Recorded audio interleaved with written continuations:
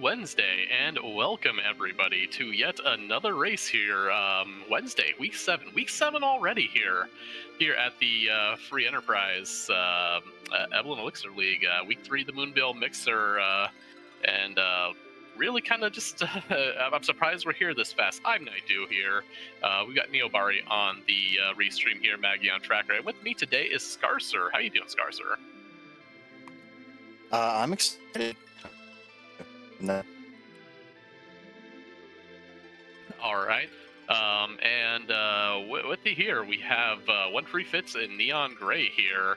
I believe this is the first week, first race for both teams here, and I had it just up and I put it away because I am good at this, I swear here. Big Trouble in Little Kaipo versus Unforced Errors here. So, yeah, first race of the week for both of them here, and we have a Telehero. What do you think of these extra objectives we have today? Super Cannon, Vanilla Crystal Sword Altar, and Pigtail. I'm hoping against hope that somebody puts an adamant armor on Tella for their D machine grind. Well, once adamant armor on Tella and calling for D machine straight up. I mean, I guess we do have that Tella here. So that I guess, yeah, we have one moon objective. So hey, that's not entirely off of the beaten path here. But definitely one thing our runners want to see is possibly somebody capable of just a little bit more offense here. Tella doesn't really get his complete kit until we get through ordeals, and then we probably gotta find some J items because he does have to take that paladin room himself still. Yeah, that mirror room can be brutal. Yes, I mean, it is a couple places, but yeah, Tella, he doesn't get his spells until after that room there. So, unless you just want to keep rolling the dice on that recall and hoping you hit a virus or something that can hit with Fatal in the room there, sometimes, or Stardust Rod if we could find that out of a box, but that's a trap chest special right there or anything like that. So, yeah, I mean, our runners want to see something like an Edge. People in the booth here, if we want pain on our runners, we want to hand them like an Edward or Iridia. But here we are, we're off, and our runners are moving.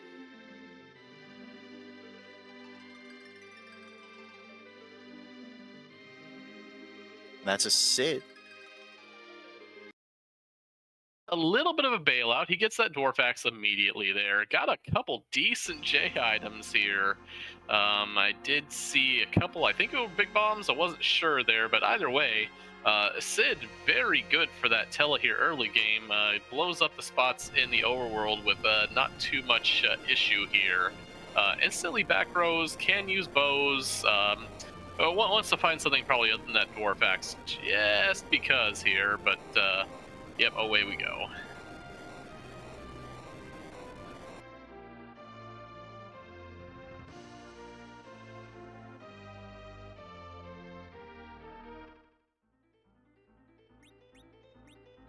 Getting a little bit, okay, so we're a little bit behind on one end here, but that doesn't matter too much here. Neon heading straight for the watery pass. Was that double Aegis Shield out of the first two chests? As a member of Team Aegis Shield in the past tournaments, I very much approve. Those samurai arrows could be an excellent pickup too. Absolutely there. Sid, like I said, pretty good archer there, and OneFreeFitz is giving us a check there in the shop here. Do have quite a few rune rings there. Fitz gets rid of 8 of them for an instant 80k. Did see a Thunderclaw, no wares of that, but that's kind of usually a snap by, and nothing great in the armor shop as Neon dives further into there with that exit mage in Tella, and does get rewarded with an Earth Hammer, which, depending on how you like in terms of accuracy, might be one of Sid's best weapons, actually. I'm a big fan of casting Quake with that Earth Hammer. Yeah, that any kind of multi-target boss there that'll hit it lightly. Fitz looting out the whole of Mist Village there, and I do believe had a long sword and a middle sword, so hoping for an edge up on Hobbs or Baron Inn, which neither of our runners went to just yet.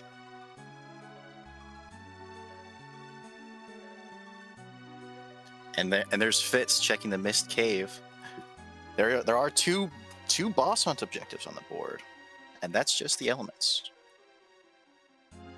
Happy to see it go, you're sad to see it go. It kind of depends. You don't have to deal with that overpowered ruby face at a bad spot here, so that's not too bad here. The Neon is going all the way through here. They both hit the waterfall room at the same time here.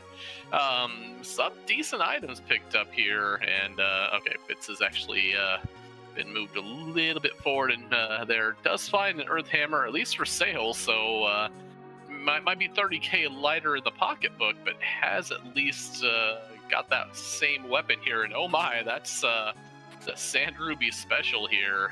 We've got a Fusaya on the bed.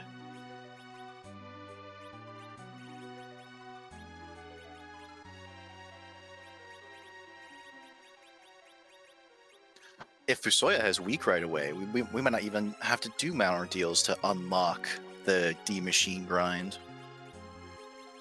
And we've got quite a few bosses to hit there, and yeah, I could see that there, and but D machine will kind of mean we do need to at least have a darkness crystal in hand here, as Neon is equipping up here, and Fitz is gonna go into the front here. I thought they were in the.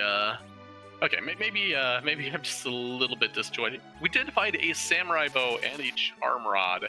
And those two, however, and those are actually really good. Samurai bow, second best bow in the game. Charm rod, second best black magic stat in the game here. Both of them plus 10, so very good items to find here in the Watery Passes. Neon is going to give us our first check here at Mount Hobbs.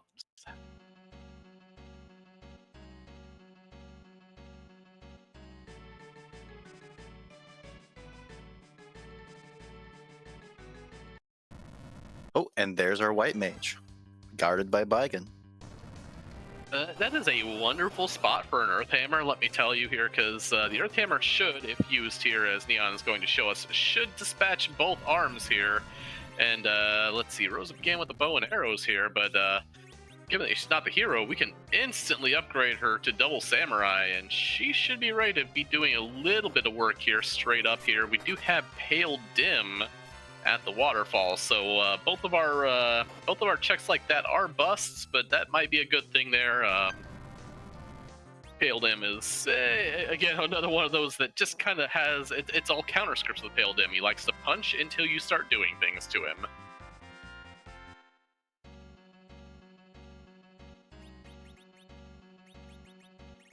And here we see Fitz going into Damsine Castle, getting ready for that pink tail objective. Having the hovercraft ready to go is always nice. Yep, that is, especially when we're down to T Max Tier 5, that treasury actually is a little bit better, and I kind of like looting it out here. You might get some, like I said, some J items, does get a Gungnir, some mute arrows, that's not bad there. Not the best of Damsine basements, not the worst here, but does have Tella, might be exiting out, might be raising the hovercraft, might not. I mean, you're right, I probably would go and do it just because Pinktail is an objective there, but some people leave it until it's needed here, as Neon has picked up that Rosa and is headed straight to Antlion.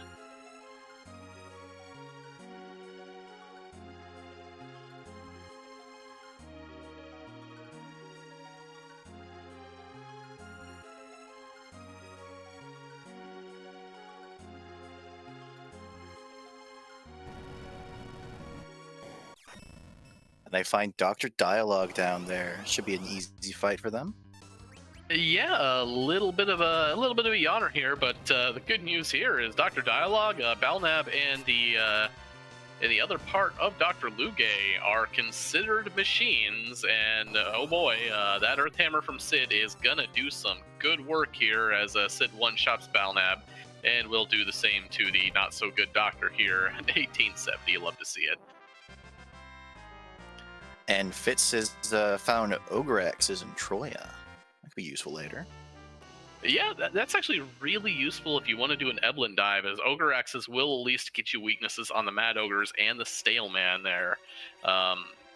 not a whole lot after that. We do find a Luca key, everybody's favorite key item, because we totally don't have the warp glitch. Okay, we do have the warp glitch to get through dwarfs. So if you're looking for a boss, you might jump down there, but otherwise, people not looking to dive that very quickly here. As we get down ways towards the Fool here.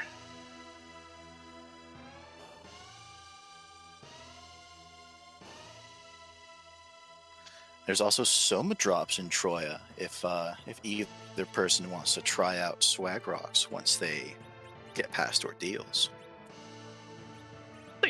Fitz has been a little more in terms of this routing has put them much more towards has done a lot more shop checks, has silk webs did see, has more life potions from Kaipo, has I did see bandanas in Troya. Fitz is down a few checks, yes, but there's star veils as well. And your one-stop shop for everything mute and for Bulbo, what I was going for is Fitz is behind a few checks there, but is up a lot of shop information so far here. So if the cards fall right here, can make up that difference pretty quickly already here.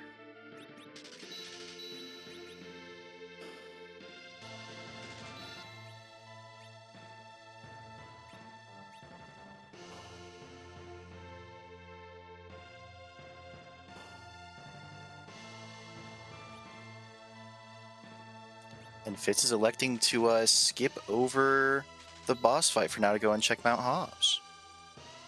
Yeah, I'm thinking that may have just been a little bit more that that Fitz has not made other checks. Did find a poison axe somewhere as well here to go along with those bandanas. Did not find I saw somebody had a karate gi, but I guess not on this party here. But yeah, it does have a little bit of an equipment lead because of that extra routing here. It remains to be seen, and we have a bonus round. That's our demist here, right up on the bull defense. So 2 checks for the price of 1 going on here.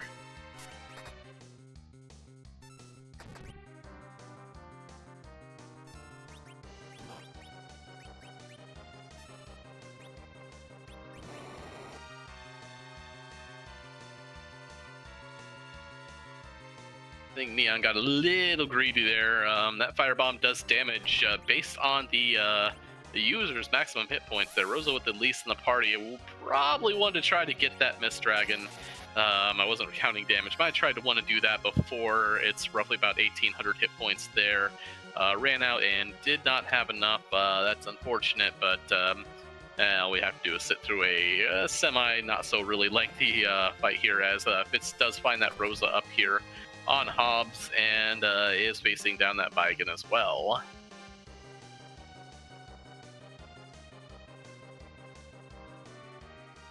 And the Neongrey is through the demist fight. Time to see what the King of Fubul gives them. Yep, I'm kind of wondering here. We'll know real quick here. Oh, hey, that's a darkness crystal here. Moon is online. We do have our Tella, and for all you fans of D machines here, that's an ordeals clear is really all we are away, because I've seen plenty of ethers out there and shops there. So yeah, that for all you D money fans out there, that it's on the table now. And that's also a gated character check. Could be Cecil or maybe even a duplicate Fusoya. Yep, yeah, we're lacking characters right now, but I mean, we do have the Lunar Altar character, we do have whoever is lurking in Baron Inn, and that'll at least give us 5 here, since the duplicate can be recruited. Now, if it's those people we want to do that, we're not sure, but anyway, here we go. There's a Baron key on the demist check here, and we still don't know where our underground access is just yet.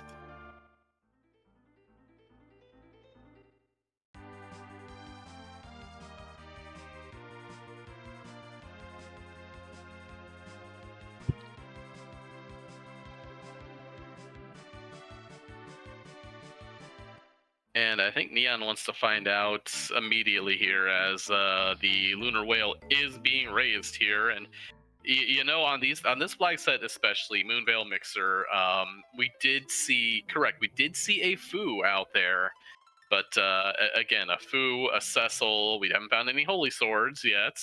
Very few chances to actually find one at the moment here. But just making those checks here for those advanced characters, they're really kind of weighty here. So I totally get this whole let's raise the little whale immediately and see what we've got here, at least on the Lunar Altar and the Hummingway shop while you're at it.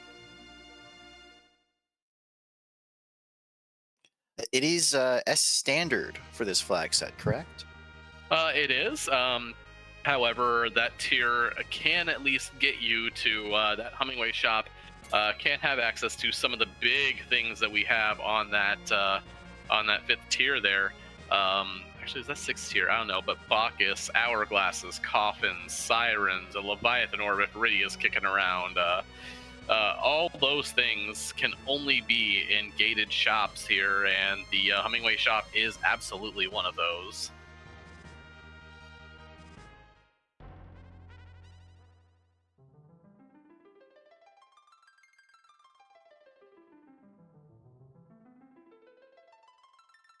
And now that Fitz has their Luca key, where do you think they're going next? That I mean, I would assume Fitz here would probably follow in the footsteps here of Neon and making a liar out of me, as Fitz is headed straight for Baron here. Probably gonna check that Baron in character here, as we do see a Palom on the moon, and that's kind of interesting because that is that's one of the characters you would love to put on a D-Money sling there. Oh, there's vampires in, I believe, Baron's shop there. So that's actually, those vampires are a way for Tella to get through most, not all, ordeals encounters right there.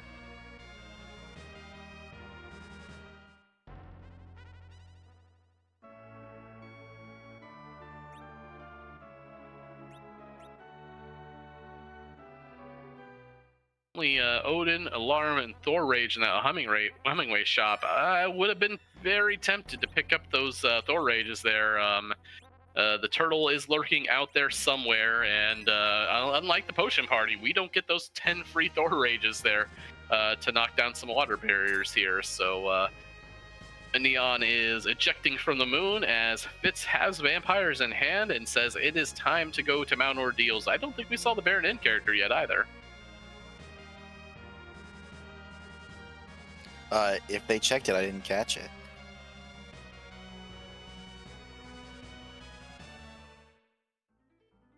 I think Fitz just went in for the item shop check and walked back out here, so is climbing the mountain.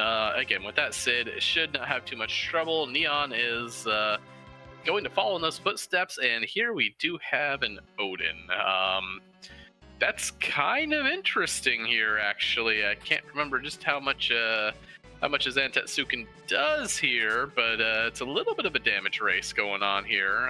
Those physicals are nothing to write home about in this spot here, but yeah, might want to throw some of those vampires a little early here. Oh, never mind. 2 Zeus Rages in the never mind. I take it all back. There were 2 Zeus Rages in the initial, and oh my, yeah, that's Fitz gonna throw them both here. Might have been able to get around it with just one here, but overkill is the only sure kill. Always better to be safe than sorry.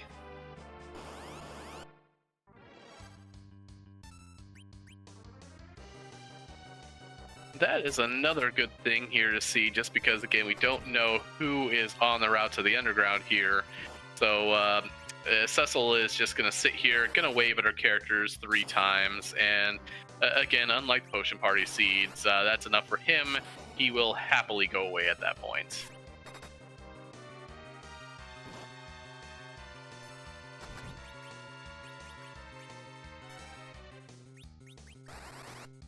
And it looks like Neon Grey is holding on to their Zeus Rages, using Tella's lit ones to race against Odin there.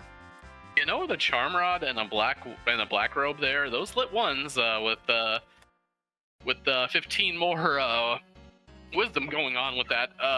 As you saw, we're doing upwards of 650 damage there. So, yeah, that was actually pretty good. Holding on to those Thor Rages. I mean, those J items do kind of have, they last in your inventory for forever, but they kind of have a little bit of a limited shelf life, let's say. The further you get in the seed, the little less they are here. But Fitz is to the Paladin room here, is going to be walking in. And what do we find here?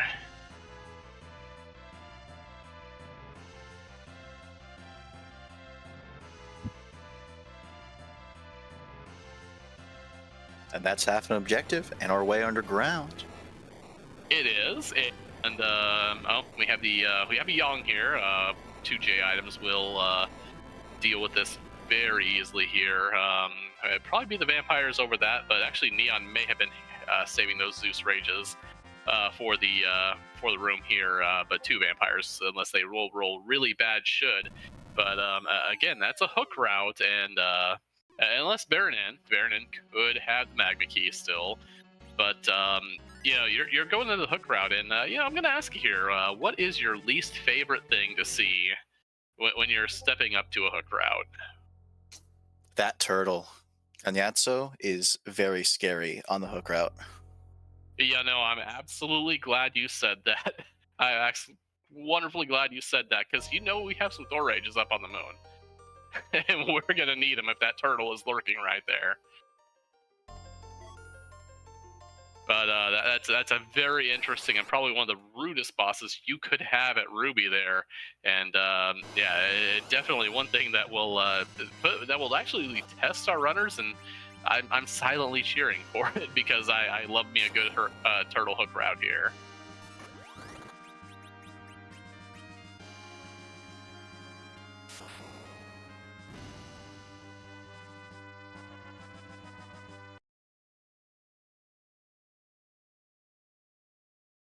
Oh yes, Magma Key Maggie could totally be on the moon here, but I mean, again, we have Tella. Ordeals has been cleared by both players here. There is nothing stopping our runners from buying a bunch of ether and making their way to the scenic giant of Babil. There's a whole bunch of D machines. It is absolutely on the table here. But we find the other twin here, so that's a Porum. So we have both twins, Tella, Sid, and Rosa. That's an interesting hook route, let's say. And here's Plague. Porum was having lunch with Plague, and I always wish for Plague to be in kind of a ruder spot. Yeah, I mean, 400 hit points isn't doing Plague any favors there, but a split HP pool, now this is a little more interesting as this spot is slow here, but those Dark Imps are a little bit punchy here. Tella takes half of his hit points in one hit and begins firing up a stone here as we're going to see if they elected to swing at Rosa here, and that stone should fire. Here it goes. Middle slot Tella, and that Tella, that is what we pay you for, to miss center slot stones right there.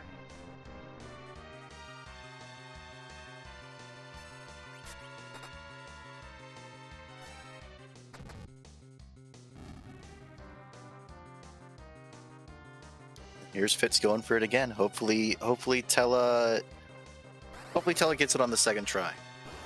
Yeah, do see a vampire being queued up here.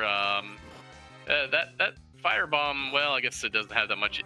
Does have much of his hit points there. Rosa gets knocked down. Tella is gonna try again, and this time it's good. So yeah, that's Fitz is through here, and it looks like Neon's gonna try the off slot stone here.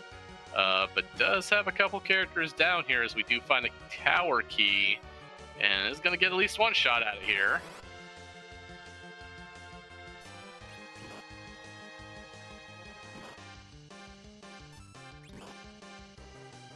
I'm never overly optimistic about off-slot stone, but when it happens, boy, does it happen. Yeah. Fortunately, Neon's getting the business here a little bit here by these, again, these imps, they hit kind of hard. going for a cure too, but unfortunately that's going to be a reset. So a little bit of time gained here for Fitz. That is, yeah, the Ocelot Stone, and not the best here. So is going to walk in, going for another. We do have a Baron key on hand too, and I do kind of like the play here of just heading in and taking care of that. Neon is at least checking the shops. Gonna see if anything better here. Lightsabers, cat claws, charm rods, lunar staves. If you like stat sticks or decent weapons, there you go. And Fitz is continuing to stay away from the Fabul defense here. Is this an Eblan Castle play? Not quite yet. They're headed down the hook route, probably to see if that's it's another gated character check. So even if you're going for it, even when you're not ready for the hook route, is typically a good idea. You're right, you are here, and we are actually going to get information here on what at least is in that ruby spot as well. So yeah, we're gonna, and the big thing about the Eblan Castle item shop, as Fitz is about to show us here, is those items that we're saying here. Yeah, Sirens and Bacchus right there. You are guaranteed at least 2 of those big ticket items here in the Eblan item shop. So yeah, Sirens and Bacchus both very good to have here, and looks like Fitz is going to pick up. Now Bacchus maybe a little less here, as there are 3 technical Berserk casters, at least between the 2 parties. We do know Porum, Rosa, and Tella all exist right now, so there is that. Maybe saving some money here. Headbands, not so much. Fitz already has that. Full Moon Assassin Dagger, so if Edge just happens to be on the hook route here, we do have a reliable way to also back row him.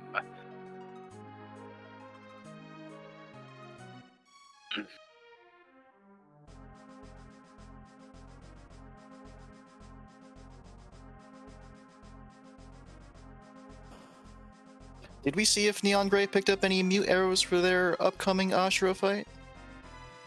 That is a good question. I do believe I did see Neon buy mute arrows. I believe there's also an Elven bow. So good news, that Dark Elf is relatively painless in the ruby spot. I mean, relatively so. Other news, that's an Edward. If we get a spoon from somewhere along the way, Edward will be fantastic. All right, and to answer a question in chat, so the middle slot does have an accuracy bonus on both physical and magical attacks here. I want to see, 25% there. So big things on the on each of those there. So putting whoever you want to land that stone, usually Tella, is usually the way to go. Now, both these Tellas do have about plus 15 going into their black magic stat here, so missing that, and Fitz has seen it, and I think Fitz is making this Eblan Castle play now.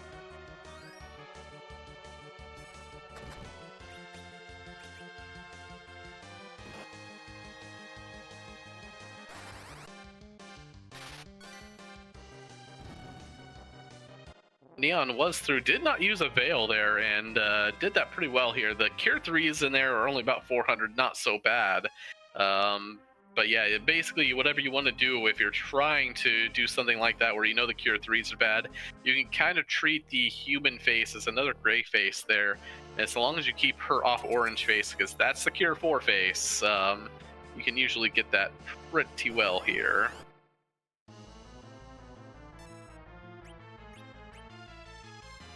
It seems the Kaipo guards have mounted a coup against the King of Baron tonight. Promotion, pick one. I mean, people promote to king all the time, right? I mean, sometimes. Yep.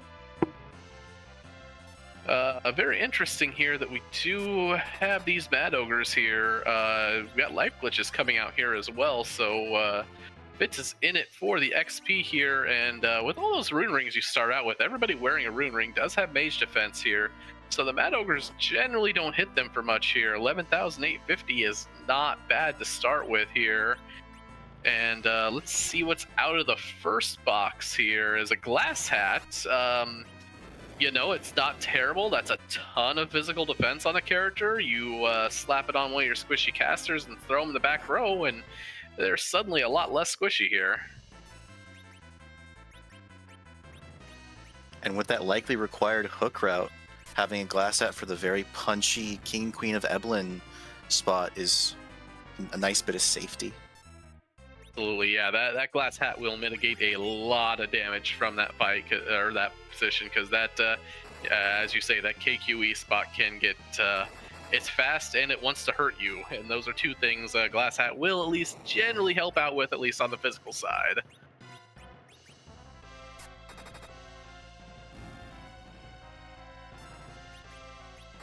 And on Neon Grey side, they've made sure to take out the officer in the Kaipo guards fight, get a nice chunk of the XP. No witnesses to the regicide today. No retreats given.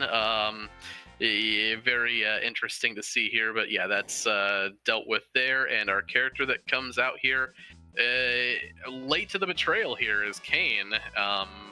We have found ogre axes, we have found poison axes. He probably does have a weapon. Oh, actually, we found a Gungnir somewhere. That's not bad either there. Neon does have an open slot, I believe, so that Kane just fits right in here, as Neon does get to see what is hiding in the barren trash can as we prop open the door with an antlion mandible and a dancing girl.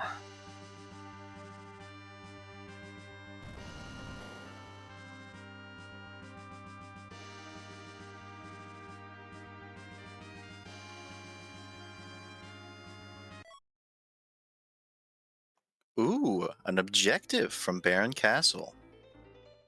The rabbit hole, it deepens here, as we do have a little bit of issue over on Fitz's side, as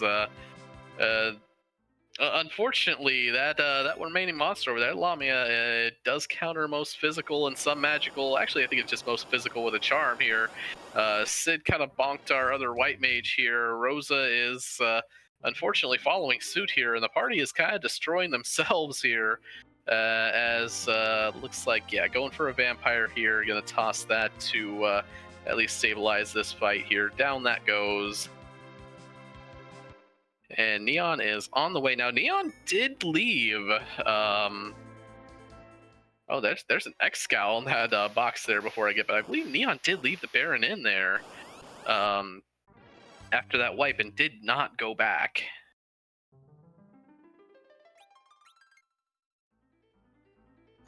Well, Rosa does have a lot better HP growth than Porum.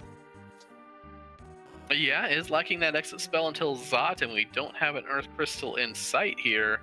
Neon is launching that hovercraft, however. And no appetite for Twin Harp just yet. I would be very interested, especially given that it's an objective anyway. I would be very interested, actually, just to see if that Twin Harp has any sort of value here. But it does look like Neon is not going to do so here, and is taking that hovercraft over to the shallows here, and may actually also be jumping into Eblan Castle here to see what they can find here.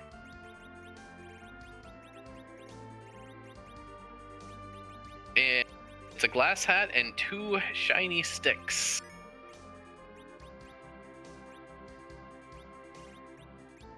Those shiny sticks will be great if we find Cecil probably in Dwarf Castle. I mean, there are also darts here as well. Fitz is taking off in the Enterprise, maybe headed to Fabul, maybe getting the news about that Darkness Crystal. Yeah, that's exactly where he's going.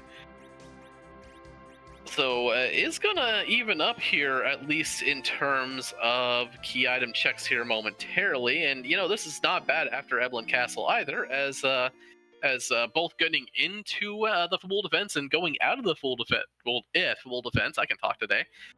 Both of those are full heals.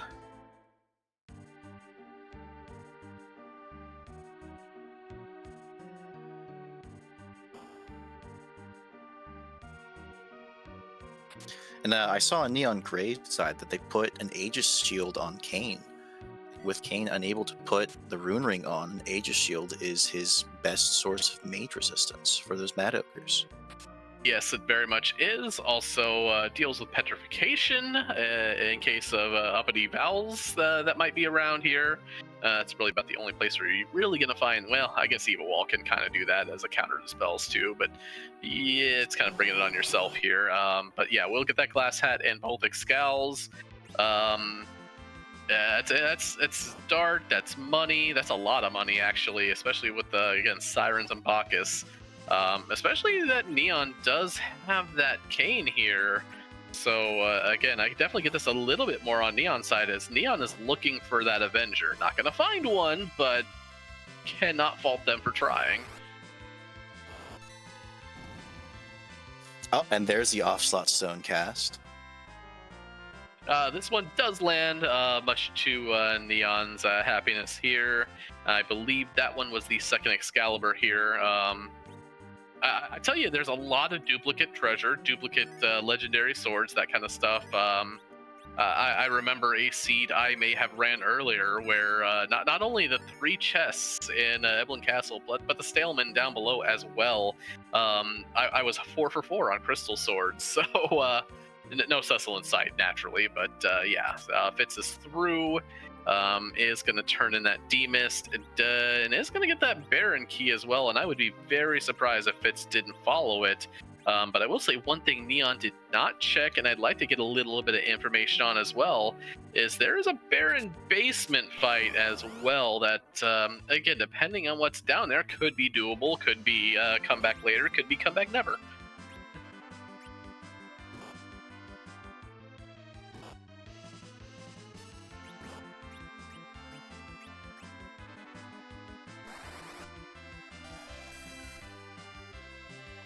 And another thing about the doing the Eblan rather early is Neon Grey is going to get Palom up to Quake, shouldn't they?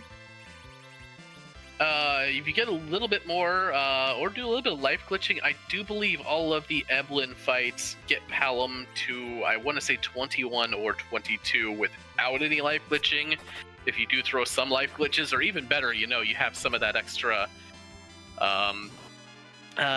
extra XP for Slingshot here, but looks like Kane might be taking that up, as that is a base level Kane here who is throwing that Flame Lance.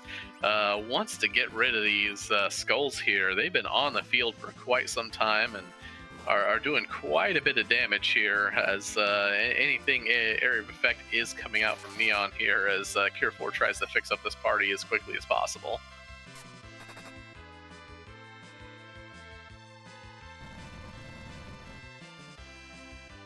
And I did not notice that Baron armor shop had ninja hats, so Fitz is upgrading to nice hats at the very least here.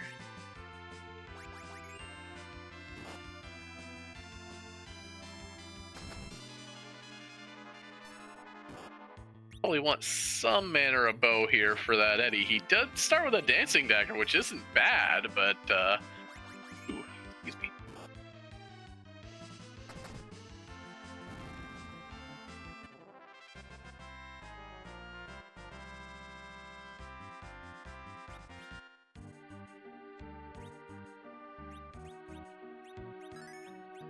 Palom unfortunately ended that fight face down, so he's not going to get the progression towards the Quake spell here that he probably was wanted here. Did get Kane a little bit XP, enough for 8 levels there, so Kane actually is a little bit better here. But Neon is going to be looking for that glass hat here, as Fitz is going to retrace. Actually, by the time Neon finishes up that last fight here, this could be a fairly even race. Again, Fitz is up a Baron in. Both of them now have Eblan Castle, so Neon is up, has a little, actually, that would actually put them fairly even. Again, we don't know what is on that Twin Harp, and we don't know what is on the Baron basement.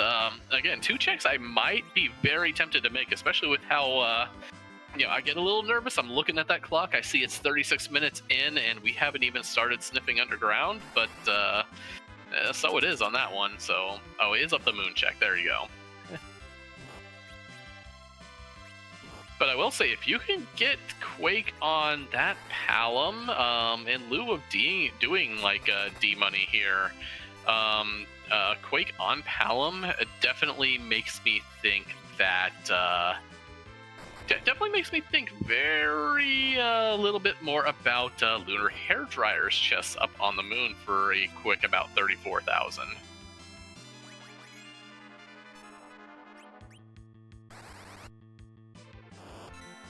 That hairdryer's chest can be upwards of 50,000 if you manage the life glitches.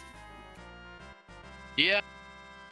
Quake it, I'm not going to be able to do that, but yeah, that is absolutely, and even more if you just happen to have the key item bonus there. It does look like Fitz has invested in some sort of mage killing gear there. Poor misses a little bit of that shot there, but I'm pretty sure those are mute arrows or an elven bow. Pick one here. Does have Berserk on that Rosa as well, and giving it to Sid here. Poor must already here be doing that. As Neon is going to finish out. I did see an Ogre Axe. I did see a. I did see also. Yeah, I can still talk. I did see a Ninja Sword there. Again, no edge to be seen, but. Yeah, I would be very interested in seeing some of those Earth checks still before diving that hook route. Though, I mean, again, to be fair, it's Dark Elf. That's not entirely super threatening, so both are probably valid.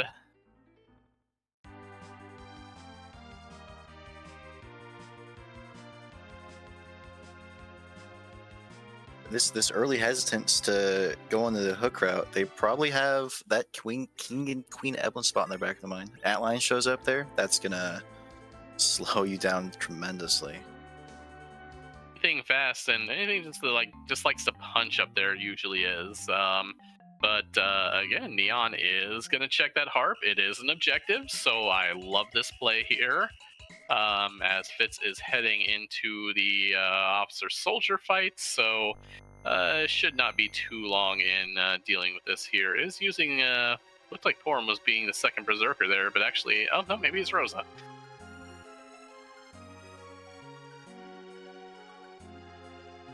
Now Neon does have a lot more value in terms of offense for that Palom as well, as Fitz has not been to check, does not know that Quake Kit exists. But on the other hand, if you can keep him upright and life lich a few Mad Ogres on the way in, that would get him pretty close as well.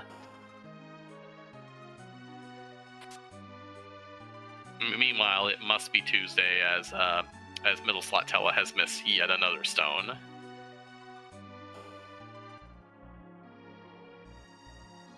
And on the right there, Neon picked up another samurai bow on the way into the Dark Elf fight. Yep, absolutely. Although I believe we are marching into one of these things that we're actually supposed to shut up for. Possum may disagree, but he's not here right now. After these spells, I believe that's going to knock over everybody else here. So, yep, there's the Parish, and we're going to have DJ Spoony B coming up here with today's Free Enterprise Top 10.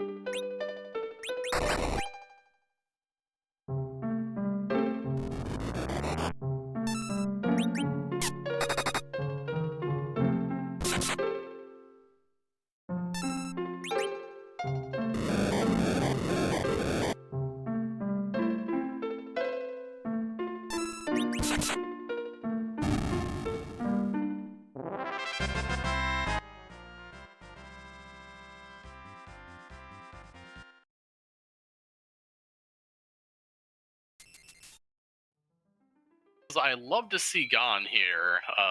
That was Valvolus, and that's a pan. That's not an objective, but absolutely could lead to a few more here. So yeah, very nice to see that here. Very nice to see Valgon. And yeah, just an overall good Magnus period here. Not going to have much time to talk here, as Fitz is going to give us a redux of that Tifa's theme here momentarily. In a little bit, at least. And Fitz luckily picked up that cane on the way out of Baron Castle, and so probably won't, hopefully won't struggle with this fight with base level cane. So long as he does get a jump here. Wow, Soma drops and Silk Webs here, so yeah, you know, I believe you said something about wanting Tella to cast Medio as well here. Neon did pick up a Soma drop, so and there it is. Yeah, he's got Medio MP now.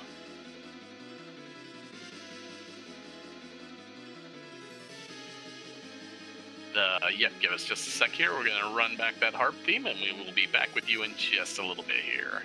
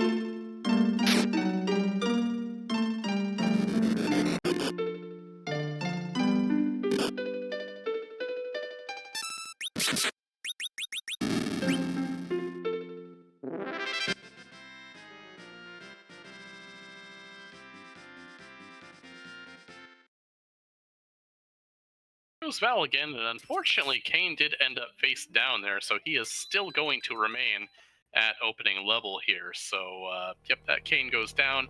Neon is going to get the information at least half of this that at least half of this hook route isn't so bad. Now we don't know about the other half of it there. Now I will say the probably the worst one at KQE there. We have seen Dark Knight Cecil already, so At the very least, he's off the table here.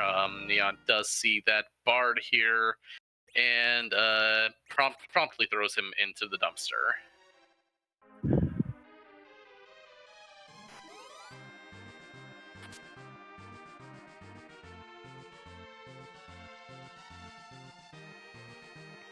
You know, I'm hoping that the next key item gives them a spoon. Now the question is, with this party here, let's actually. I kind of like doing this. So I would say that this party here. Let's say Neon did find an hourglass somewhere for this. This is free. And now, if you find a spoon, let's say on the pan bong, let's just say it's the next key item they do here, as Fitz heads for the moon. How likely are you to run back and potentially go cash in for that Eddie at the tower of wishes of Miss Edia? Well, if it's the pan bonk, my city is on the way to Fabul. I think in this case, I just might. Especially if I've got more. If I'm leaning more towards a Zerker party, which I'm more comfortable with. I mean, it's the whole thing where, I mean, I'd love to be rid of Tella. Unfortunately, he's the hero. But that Sid, oh my, never mind. The difficulty just went away because those bad ogres, they had a very, very shiny piece of armor here. That's adamant in the Mad Ogre's chest. Neon is definitely saying, hey, that's good fortune here, as Sid gets a minor upgrade.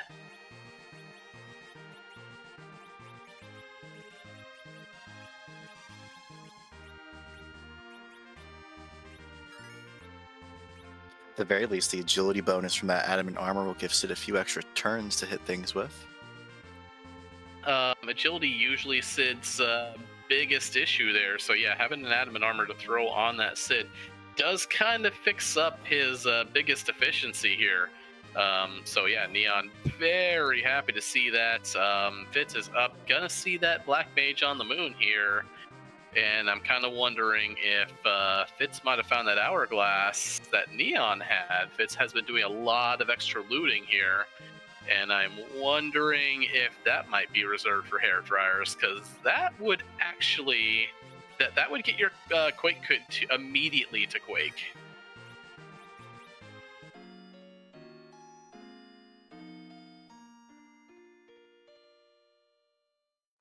Fitz is passing up on that Palom, so if he has that an hourglass, he might be saving it for that Mad Ogre's chest and get his own adamant armor. Yep. Fitz is talking to the crystal, fortunately or unfortunately, is not going to be checking hair dryers either here, so that is off the table for the current bit of time. As we do see, well, we were one away. I'm still very frightened by him here.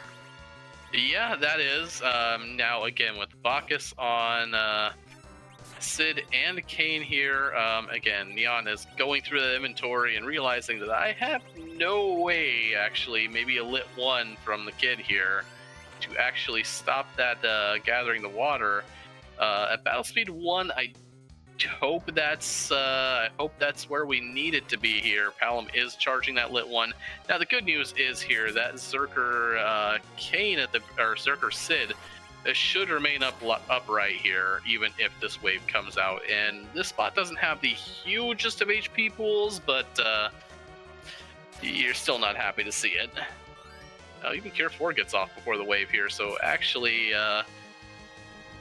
Yeah, okay, that lit one did come out in time there, so, yep, Neon is through Turtle with low difficulty.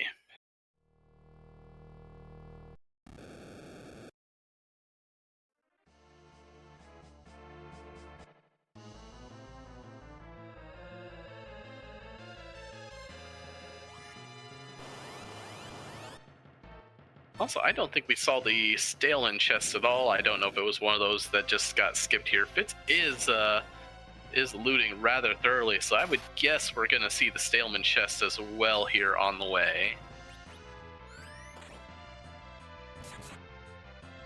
Oh, maybe not. Left one down there, and that might have been it.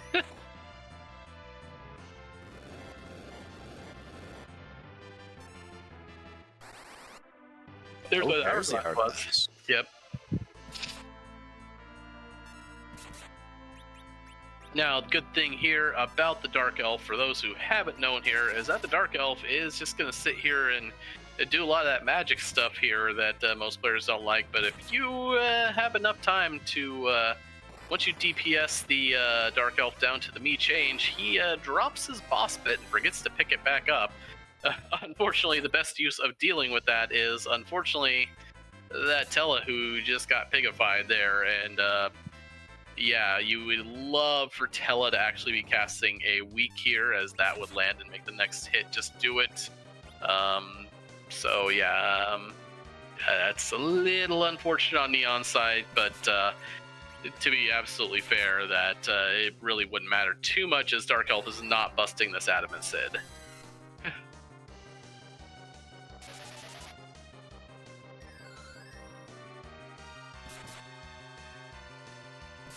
I think Tella might be returning to Piggy status on Neon Grey's side soon. I saw them queue up that Piggy cast for a mere 1 MP before having Rosa heal Tella. I was wondering that myself, because I saw the heal get queued up, and I'm like, wait a minute here. And may have realized that themselves here, as is queued up another heal cast. Maybe not. Tella is... Okay, maybe Tella missed, and I just missed that there. But, yep, that Hourglass comes out, so Fitz is gonna get the good news here that... and is going to at least get Adamant Armor parity here, as Neon is through that Dark Elf and is the first one underground, I would say by a good, probably about 5 minutes at this point. That wasn't exactly a long run through here, so... And I would imagine, again, we've got 5, 6, 7 key items here, and I would assume that pan turn-in is going to be almost immediate here for both runners.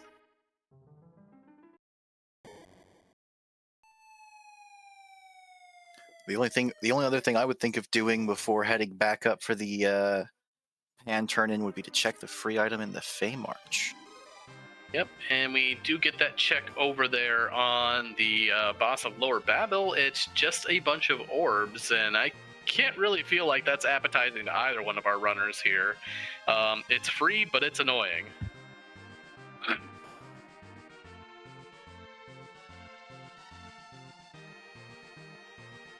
Regardless how free it is, it tends to be rather slow. Yep. Now, mind you, in a lot of spots here, especially with the Adamant Armor, maybe more for the offense than defense here, I definitely am a fan a lot more with that CPU doing what has been, which has been kind of coined Plan Q, which is basically throwing all caution to wind, throwing out Berserks, Quakes, Meteos, Bahamut, you name it, just to try to grind down that thing before the globes kill you, which, I kind of like it, actually. Is the Q in Plan Q Quake? I'd have to actually ask the creator of that plan or whoever named it, because I was not involved in that. But, it could be Plan Quake, but it could be a lot of things. Or it just could be that far down the actual plan list. Because, for a while, we definitely weren't doing it here, as this pan is getting ready to get turned in. And they're saying, why not Tower the Key? I mean, yeah, there is a Tower Key out there, so... Wait a minute, is there a Tower Key out there? Yes, there's a Tower Key out there. I can't remember where it was from, but Fitz has the Tower Key.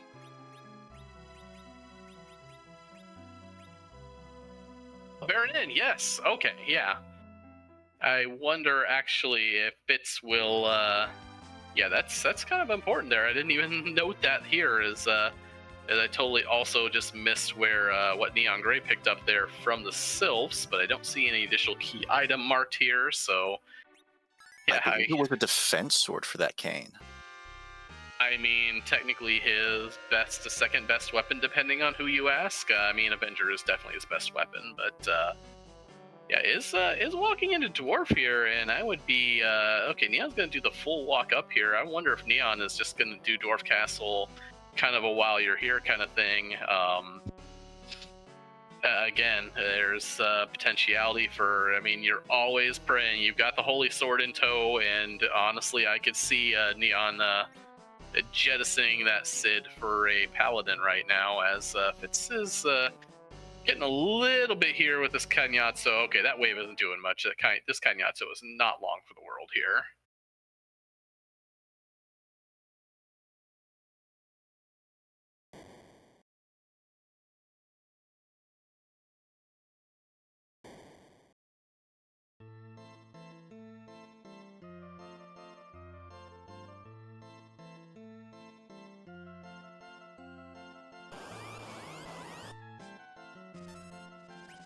Oh, and there's Wyvern in our Calabrana spot, taking away a little percent of everyone's HP. Yeah, I believe that was the 20% fire, I believe, there. Just getting that in there almost immediately here. Quake is active on the kid here. That's wonderful news here, and really in this spot, really any spot with Wyvern here for this roughly about 8,000 hit points, is you just want to get so much damage in before those nukes start flying, because those nukes start flying very quickly.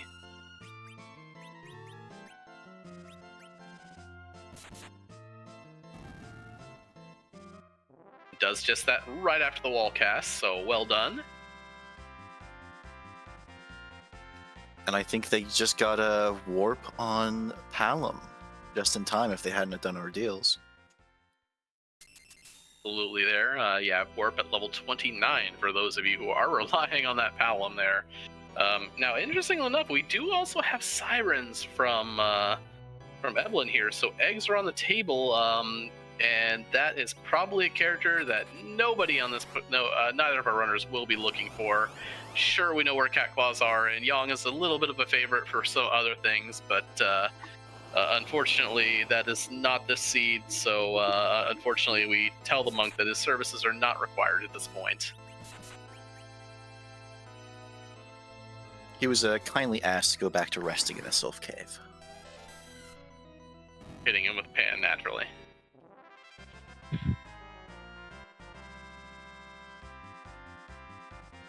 Maybe Tella was waving it around menacingly, like saying, I will put you back there.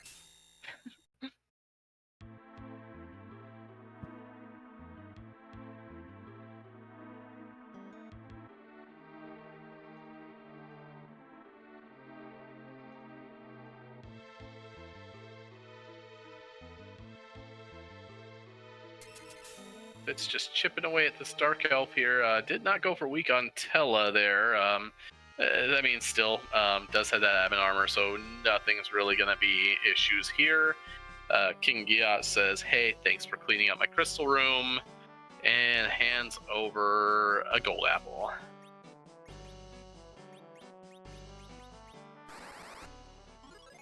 You know, I'm never sad when I get a gold apple with one of the twins in my party. Murasame, so Dwarf, between Yang and 2 items there, not really paying out the best here. Maybe that's payback for having the overworld just chock full of good stuff.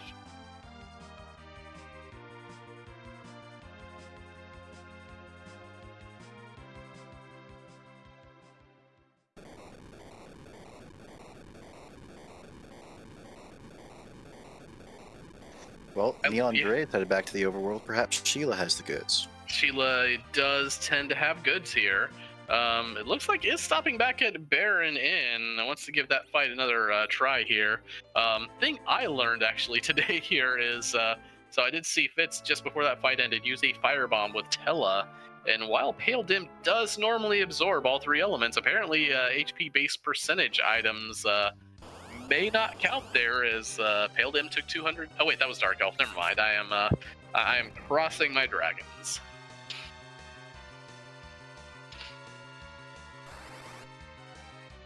Well, you know, there's so many dragons in Final Fantasy IV. It's very easy to mix them up. I mean, at least ones with a very similar sprite here as Fitz is underground a little bit more there, but yeah, probably is going to go for that pan as well. Going to get a little bit of time back here with Neon having to come back. Unfortunately, no missed stones to be had here. Just Darkim's having a bad day due to an angry kid within Earthquake.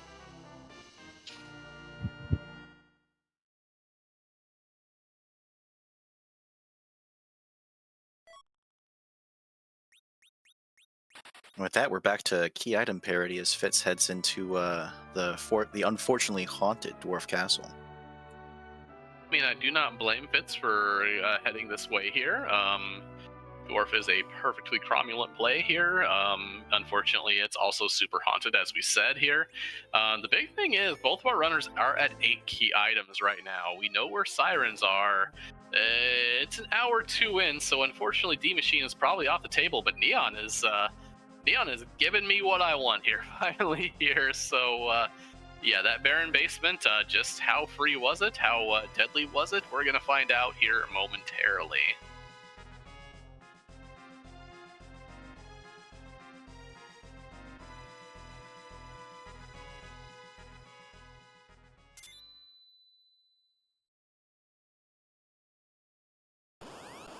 It's the Antlion. I mean, we have an adamant armor, so Sid will not take much from the actual hits. The counters do not care about your adamant armor. That's mostly true damage here, but the thing is, for anybody who's not wearing adamant or, slightly less than a glass hat, it's gonna hurt here, and I think your primary form of offense is going to be that Quake Kid. Kane doing a decent chunk with those jumps as well. This is doable. It's a little spooky, but it's not terribly so. Is going Bacchus here with that Sid.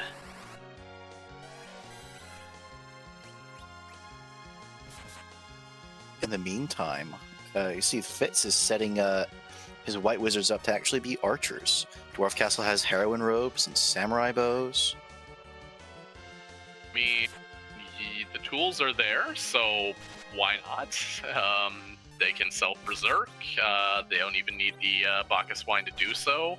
And probably just wants to pump out a little bit more damage with this party here. Again, there is berserker damage. There's adamant armor out there, but nobody's really kind of just kind of knocking your socks off in terms of actual damage. And I believe Fitz has left without, or is just walking out to say, I'm going to walk back in there. Here we go. Okay.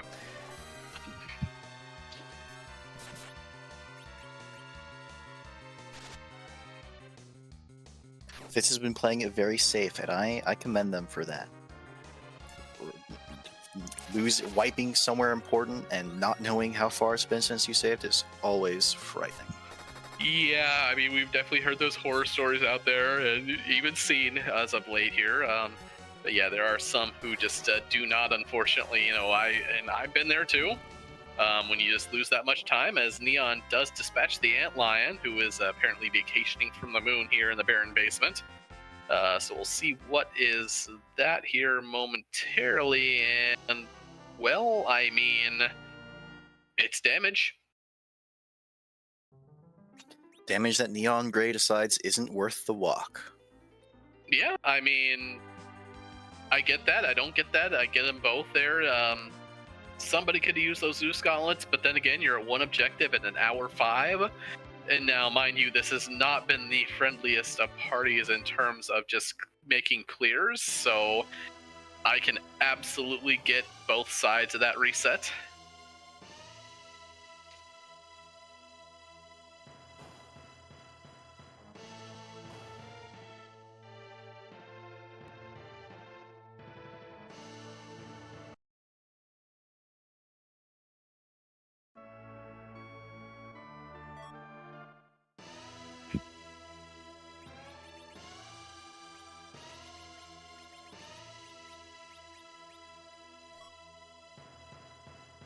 And a party rock from Sheila too.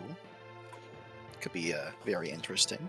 Yet another samurai Poe as well. I'm actually surprised Fitz had to buy some, given how many were in the seed. I thought, but yeah, yet another samurai bow, plus 10 strength bows for everybody. Unfortunately, not the 2 key items we were looking for. But does Neon want to try to take 2 more shots to refine this party?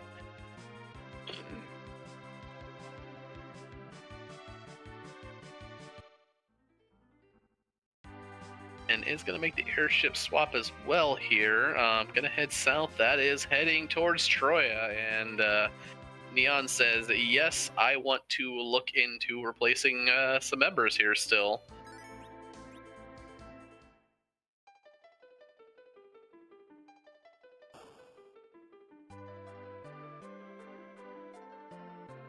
Or 7 in, and again with max tier 5, I do not see either runner taking the time to rate that treasury, which is unfortunate because that's one of our favorite games here. But yeah, is headed straight into the Tower of Zot here with 9 key items and is gonna check a few chests looking to find that flame dog here.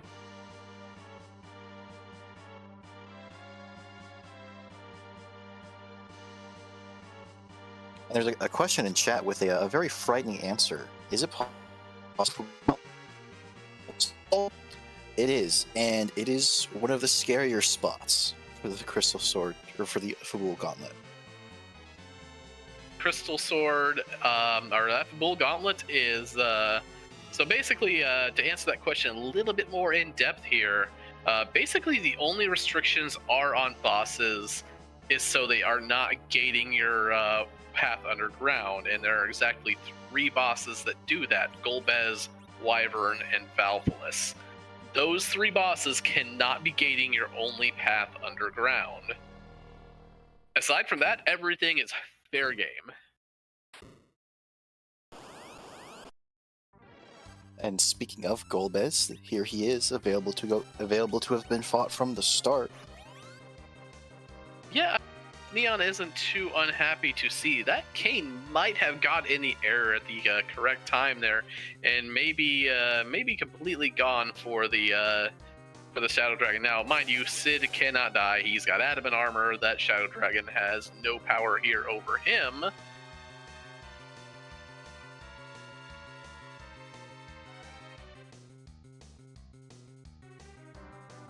Again, this is not a very spooky Golbez fight, especially with magic power. The Mega Sisters are normally here, but they're 2/2 elementals.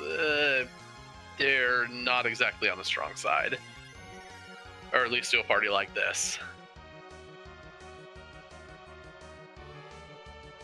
And unfortunately, it looks like Kane got into the air just a little bit too early and had to go face toe-to-toe with that Shadow Dragon.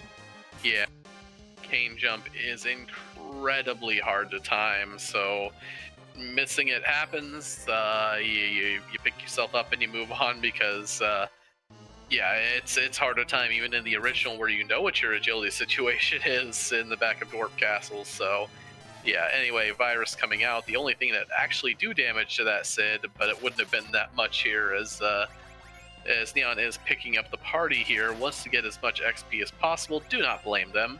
And Fitz is in the Fey March here, so is going to get a look at the freebie. I don't think we saw the bosses down here, actually.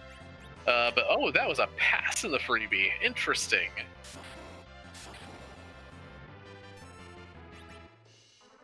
Well, if the moon is haunted, Fitz can confirm that. Absolutely there. Tiara's not a bad pickup in terms of the defense. Really, the only one that really gets the maximum use out of those Tiaras, just based on the fact that they do enhance the black magic stat, but they do give lightning and other resistance there.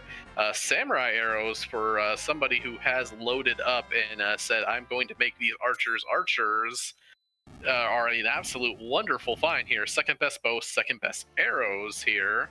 As Golbez does go down, Neon does get the second objective here, and now the library, and we see I don't think we've seen either Mylon, so that is either Mylon and Friends or Mylon Z, but that is a very fast Evil Wall there on the Asura spot that again, Adamant Sid doesn't exactly care about, but he kind of shrugged your shoulders. However, Neon getting the much better news here that following this Earth Crystal, never mind the Golbez here, has paid off. The man, the myth, the legend, that is Cecil right there, Excal in hand, and Adamant armor. I'm sorry to say, Sid, but your time with it may be running out. And there's a duplicate Fusoya. Where to begin on this? That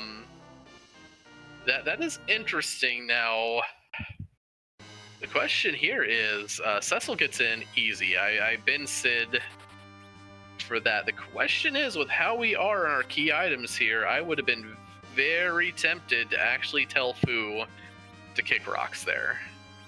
Not because he's a bad character, but I am one key item away from 10 key items.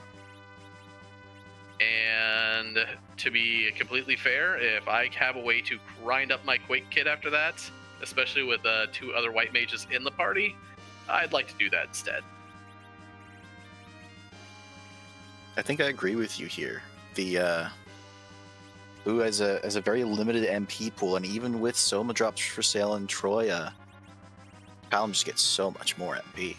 Yeah, now Fu is going to nuke right out of the gate here, and the other thing you could say here is that maybe we just don't need to grind at this point. Maybe we're just going to do moon altars here. But Neon also does have 20 sirens in the inventory, so again, I am very guessing here that as soon as Neon does see that 10th key item fall in, that we're going to see some omelets.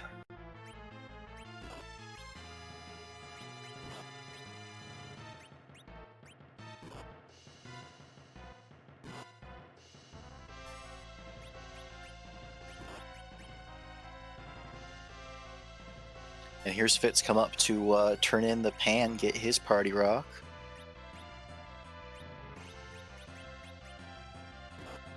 Meanwhile, Neon is that may not be convinced that Quake will do enough, even with that Charm Rod coming up here. Oh no, that's Stone. For a second there, I thought was Meteo, but Fu continuing the very proud tradition of missing center slot stones here. Tella hitting the off slot stone, showing Fu how it's done.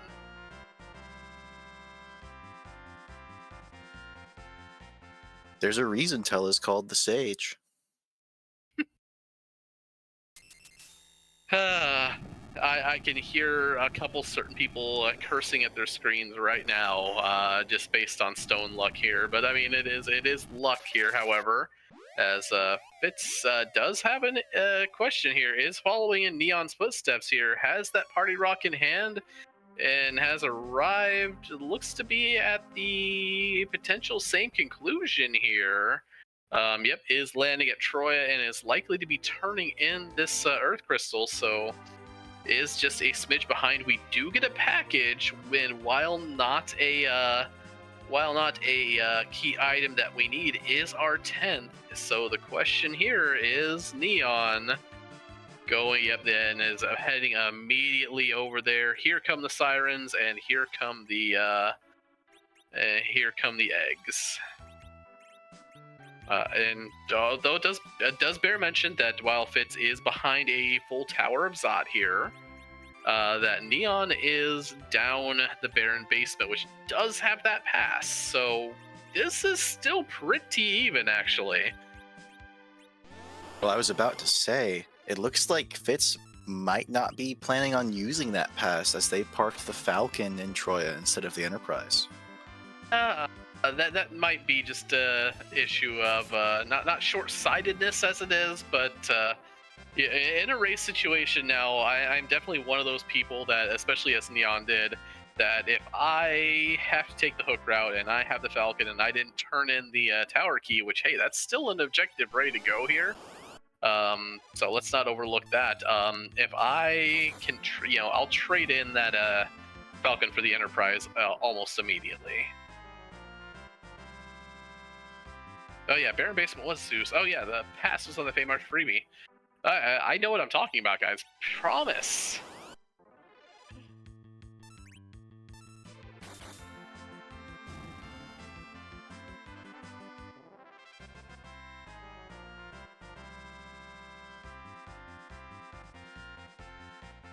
for all the talk about D Money and D Machine, I really do enjoy a good, reliable egg grind. Yeah, and to be completely fair, it was absolutely on the table. And you had slingshots available mostly in that, basically in the twins there. It was not a completely. I could definitely see some people doing it, and maybe, especially, with that darkness crystal in hand that you need for the D Machine grind anyway, an alternate path to the seed could have involved just heading up to the moon and blowing it up.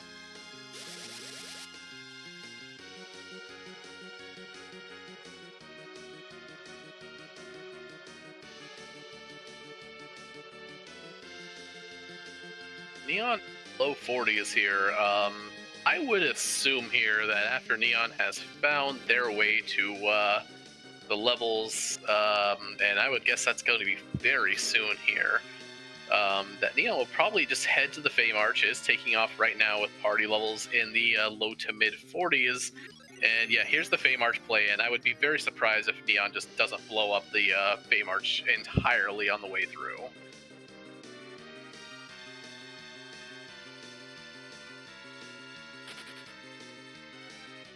And on Fitz's side, it looks like Shadow tried more than once to knock down Sid with his adamant armor, and more than once was told no. Yeah, I mean, I get it, Shadow Dragon, that adamant armor is very shiny, it's very pretty, it probably tastes wonderful because it does everything else under the moon. But unfortunately, you're just really not going to get there.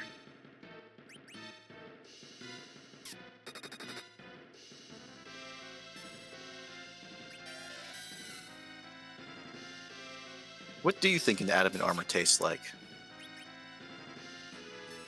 Probably, tastes like you're biting into, probably to any kind of, what does a gill taste like at that? Because I'm going to guess it's pretty close. It tastes like money. Maybe that's the best taste, but always a satisfying one.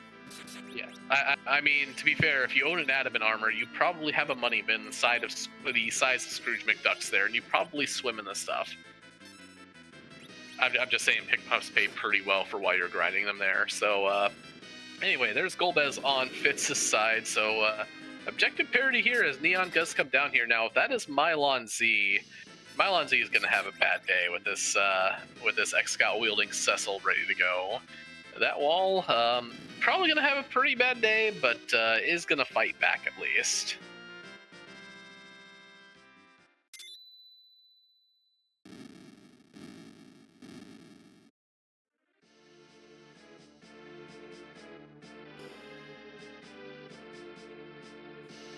Evil Wall at Ashura isn't quite as chunky as Evil Wall at Leviathan, and you can see that here. I think would Fusoya have gone down if this were the Leviathan spot?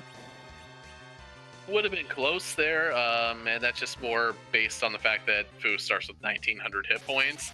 It would have been a lot closer. Now this spot isn't gentle about it, but yeah, it's probably more that Fu probably would have been brought down to critical HP at that point in time. Answer a question also in chat there, Ninja. Well, we haven't seen a curse ring at all.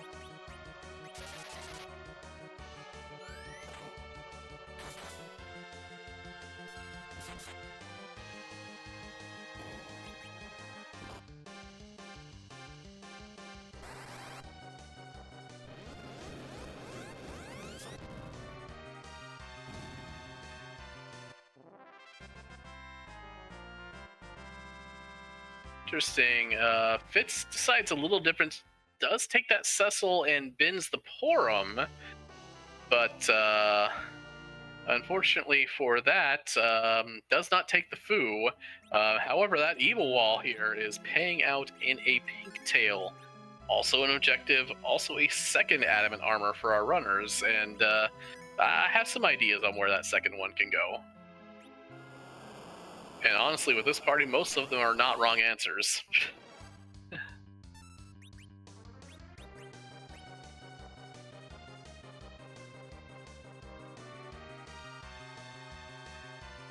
I think when Fitz gets his second adamant armor, it's probably going on Rosa to replace that Heroin robe. Fitz is actually going to keep the adamant armor on the Sid for the moment here. Maybe a little concerned over what we have dubbed adamant sickness. Adamant armor does have a bug, however.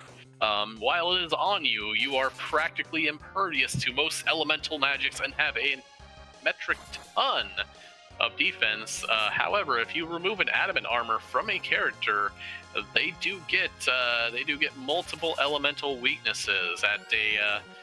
Your person who took off the adamant will be taking quad damage from them. So that's. But the thing is, there's not that many bosses out there that actually kind of get on the elemental damage train. We've already seen elements go by, so they're gone. Just a rune axe on that Mylon there. So Fey March, not hard required, pretty soft required. And Fitz downs that Cecil here. I wonder if Fitz is looking for a little bit of a slingshot somewhere, but would Fitz be taking this to the giant? I'm not sure.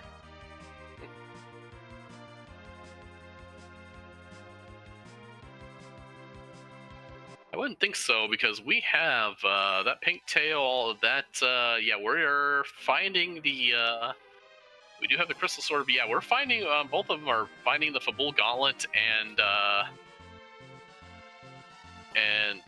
I can talk today and forge away from go mode here. So we're a legend sword or finding the gauntlet away from go mode for the neon, and as soon as Fitz may potentially clear out that Fey March to even up on pink tails here.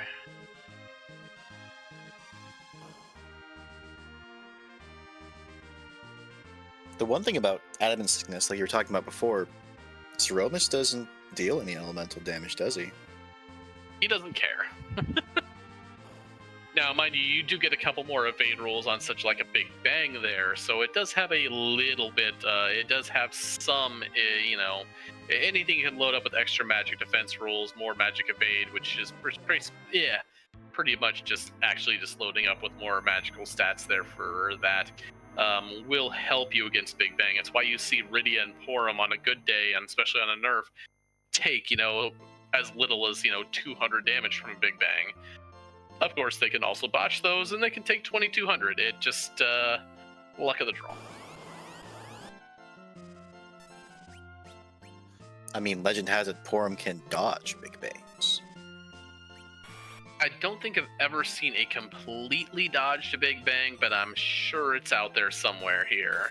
Fitz does also get that package, does get the 10 key items as well, and now Fitz has a decision to make. Is Fitz going to do some grind? Fitz is heading to... Fitz is going to take a look at the Barren Basement, going to see that antlion, and I'm wondering if he's just going to take it or reset out after that save came out.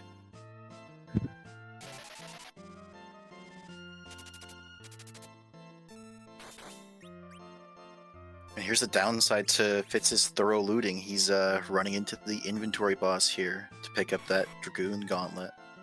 Yeah, it's definitely at this point where, I would say to newer runners here that Fitz has probably crossed that line into overlooting at this point. It's the question where the biggest thing I want to ask myself if I am still cracking treasure chests is, what do I have to gain here? And honestly, given what we have, the answer is not especially much here.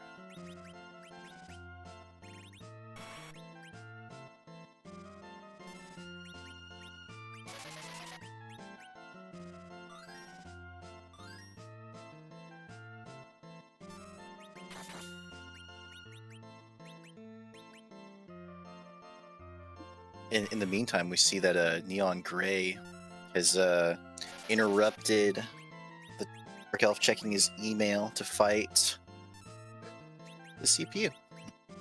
Yep. Is probably going to take that tower key room on the way down. I feel like that's kind of just a little bit more of a force of habit. But again, tower key is an objective, so probably will be getting that here. That CPU... It's got about 18,000-ish HP here, but those levels, that Cecil, everything that's kind of come along here, does at the very least make it so that even without Berserker trying to speed the fight up that way, it's not too bad, honestly.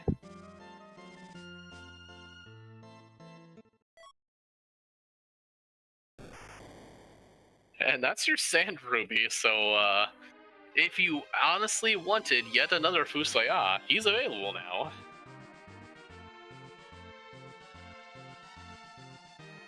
I think if we had a hero other than Tella, Neon Grey would be going to take that. I mean, at this point, you could be totally forgiven by just dressing second Fu up as Tella and silently ushering Tella away from the party. And nobody would notice, right? I certainly wouldn't. Unfortunately, a free boss in an utterly free spot here, as King Queen Eblan is here manning the super cannon here. So objective great, but not going to see that freebie on the moon, which is just about what Neon has left. There is the potentiality of Luca Cave having exactly the full gauntlet, but that's the only boss slot left on the Earth that Neon has not checked, I believe.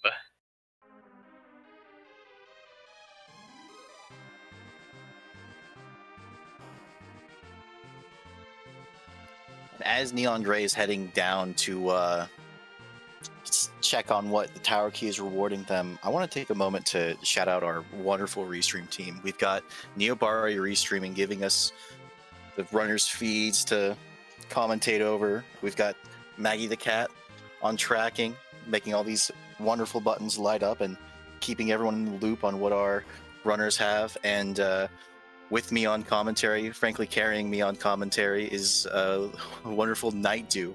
You should be sure to give all of them a follow. You do it. Yeah, it's a little slightly bit intimidating, but no, you're doing fine here. Neon is gonna see the tower key turn in here. In swoops the Enterprise, and that's a Bahamut Orb for a summoner that we have not seen yet. Actually, if we do a little mental count of our characters, we've seen the duplicate. We have not seen Edge. We have not seen Rydia. And that's about it. And I'm pretty sure Package and Giant are the only ones left that can carry either one of them.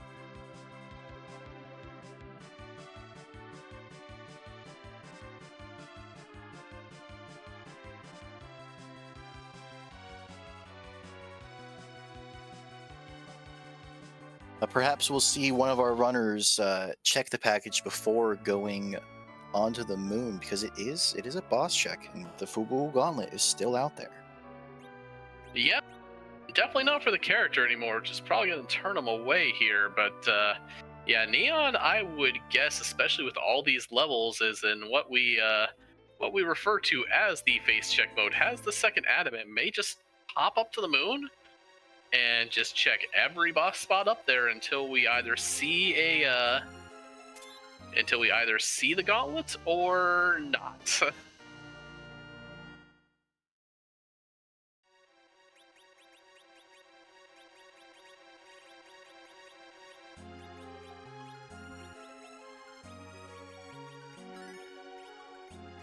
Adamant in hand for Neon is up to a 2 objective lead, and now, yeah, package is definitely a little spicy, but I mean, it's one of those things where you lose time in most instances, but if you find the gauntlet there, you practically win. But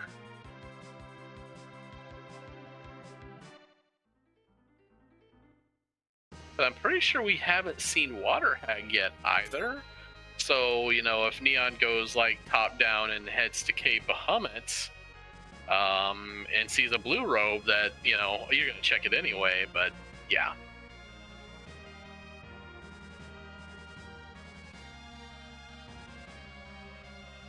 Actually, there is, given the key items in hand, there is absolutely unless you're feeling good about fishing out that legend sword, there's almost no reason, because all the gated key items that are gating bosses are there. We have access to the runners do technically have access to every boss in the game. Both of them do.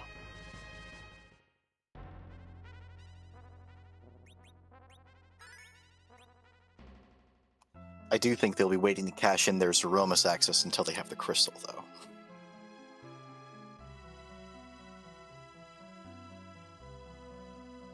Just a little, and I mean, they'll also be, well, I mean, they may not even cash in that pass there, just given that, you know, if we find the gauntlet a little bit early, Neon goes over there, sees a purple robe. We do know that to be Mylon and friends, given Mylon Z was in the Fey March. But, I mean, you do absolutely have to hit the crystal altar on the way down anyway. So yeah, crystal sword altar is our likely going to be our 5th objective here. So at this point, the gauntlet is either here on the moon, it is at the package, it is at Luca, or it could be on the giant.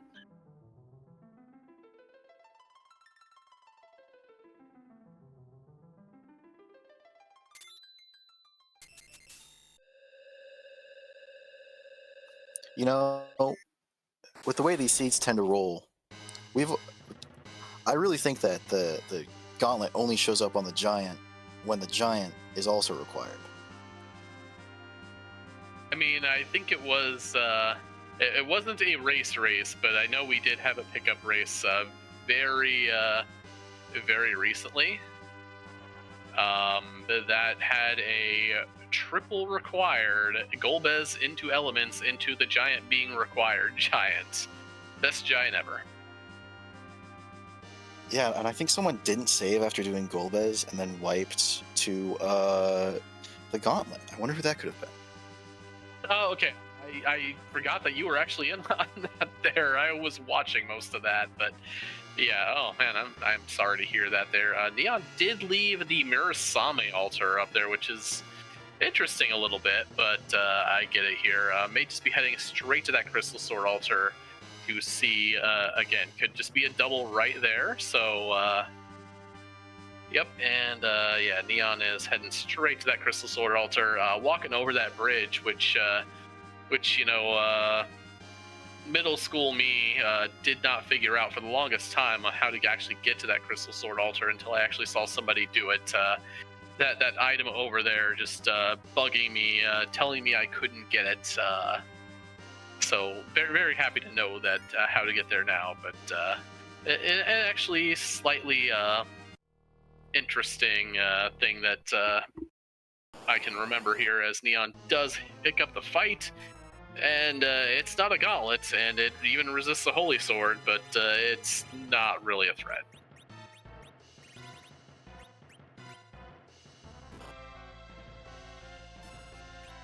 Now's the time for Teldat to put some damage with that Lith 3, though.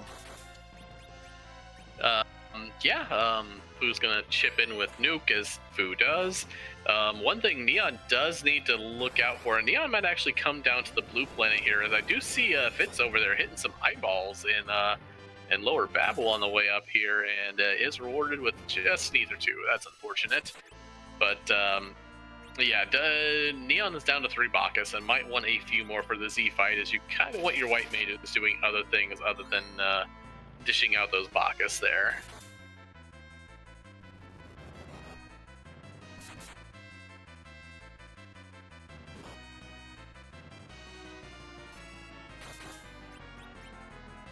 And here we see Fitz is running at free bot, clearing out the suit in a room. He might not do it, but I'm kind of mentally just saying, okay, do the Penguinator Fitz, which is commonly to the runner of the same name, who like to do half towers and just leaving, since we do know that that CPU up top isn't really hiding much at all here.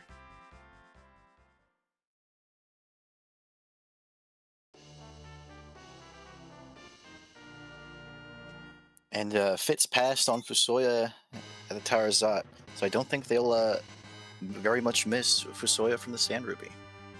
And no, I definitely doubt that as well. Does have to take that for the objective. Is climbing up to see that CPU. Neon finds yet another Holy Sword on a Holy Sword altar. Kind of discount, given that it's normally Crystal Sword. But not discount enough, as it wasn't the Legend Sword. So objective number 5 in for Neon. Looking for the last objective coming up here.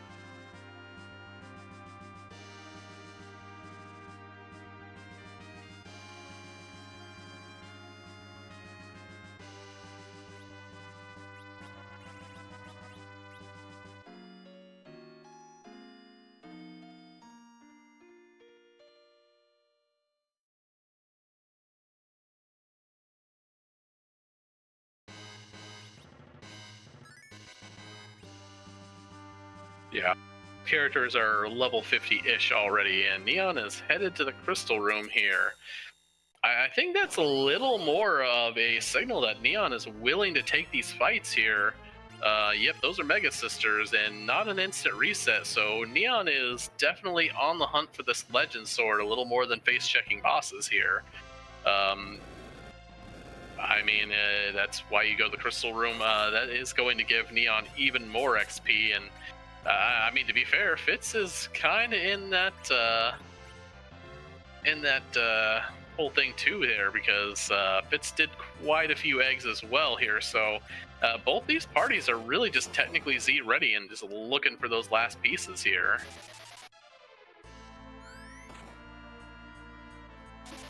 Well, a lot of the time the Ribbon Room is a 2-for-1 special, and a lot of times you get 2 key items from it. I mean, Magma Key and Spoon just kind of feel like a bad reward here.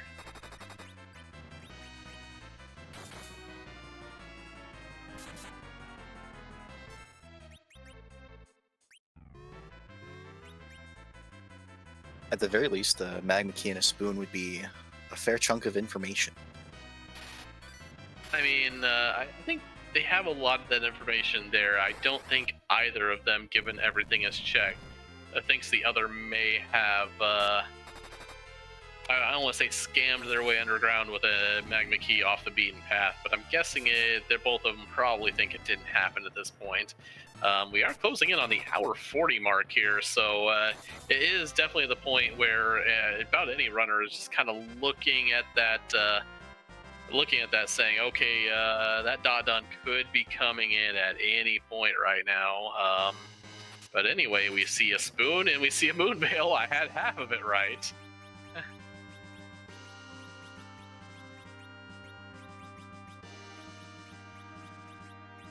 Neon does get an extra bonus inventory boss from the Ribbon Room. 2 bosses, 2 chests.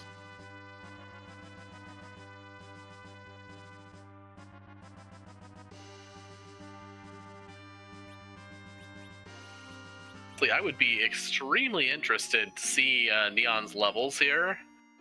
If we have Gauntlet and Ogopogo there, just because that is a lot of extra XP here, as Fitz is going to get the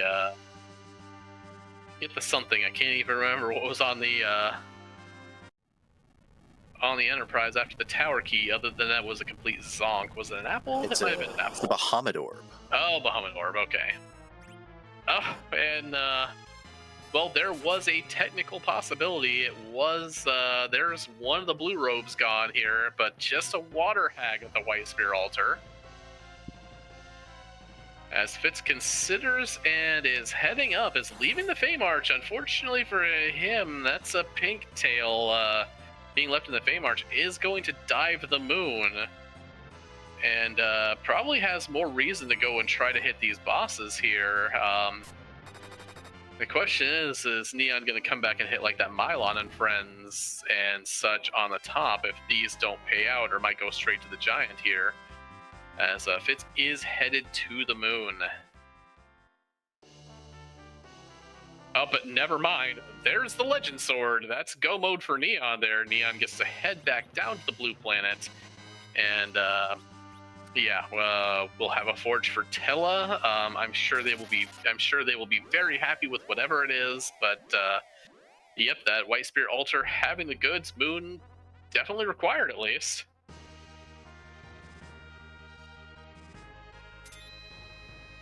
All the ghosts went from the moon to Dwarf Castle this seed.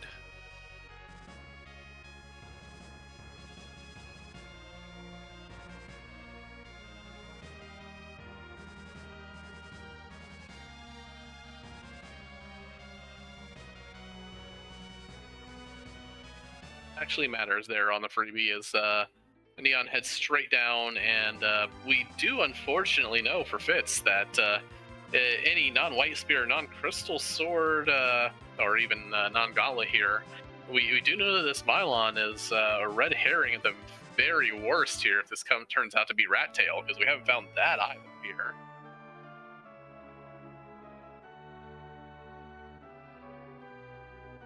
Well, as you brought up before, all of the key items, which gate boss checks have been found.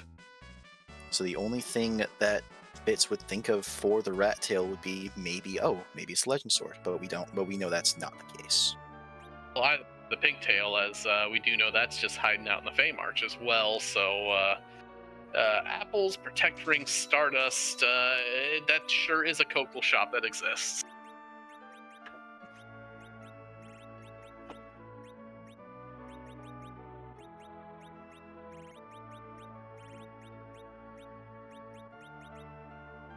I mean, with apples in the shop and Stardust rods in the shop and Go mode, you could just sell everything to try and get Tella up to Zeromus level HP. Yeah, I have a feeling though runners are probably just going to let him continue to just take a seat here and just probably say, "We got this. Don't worry. We'll give you the credit for it afterwards because you're the hero and all. But we're just gonna handle this."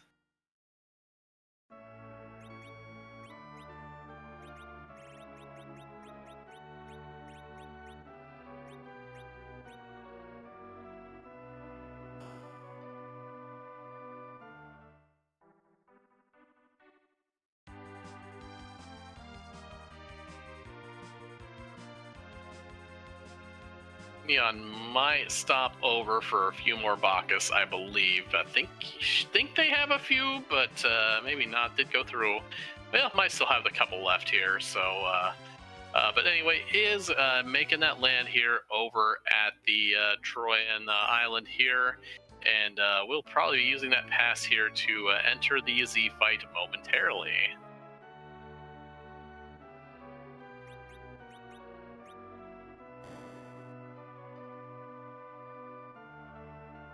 I think it's funny that the gentleman who takes our pass tells us to have a good time.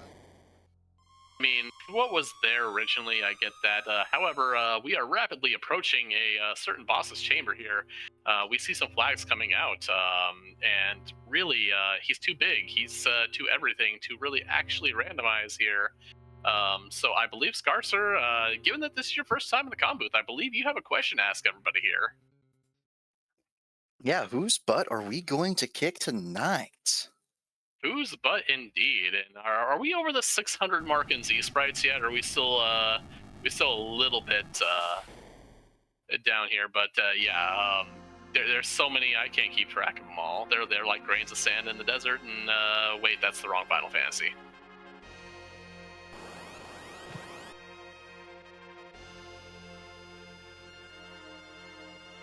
I think it was just a ribbon from Cave Bahamut, Yep.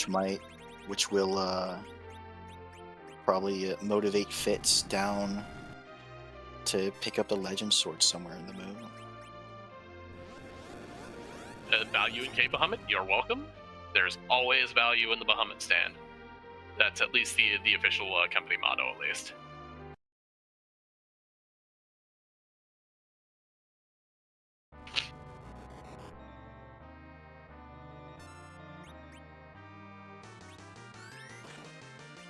You know, I heard there would be cake. I heard there would be cake. I cannot comment as to the veracity of potential cake, however.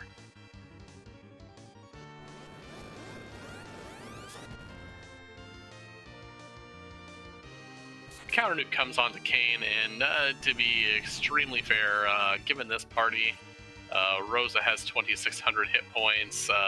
Telly using that Nirvana stack to put a wall on himself. And at 1089, he's actually going to take this first Big Bang. Just a couple of Bakas here left. Rosa's going to Berserk herself. We're going to do Tri-Zerker here. And this Z fight is going to be pretty academic, I think. It's going to be it's going to take a pretty bad turn of events to bring forth a wipe here.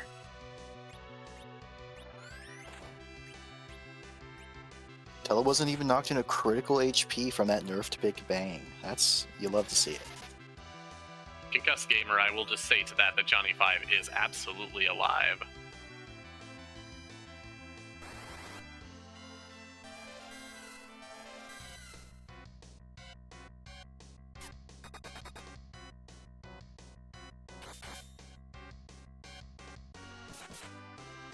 Did skip the Mura altar as well here. Is going to go to the Crystal Sword altar, is going to find that octopus, is going to have an objective here. But unfortunately, yeah, could run into that Algala still at a place that does exist. Ogo Altar and Mura are still two live places for it at the very least.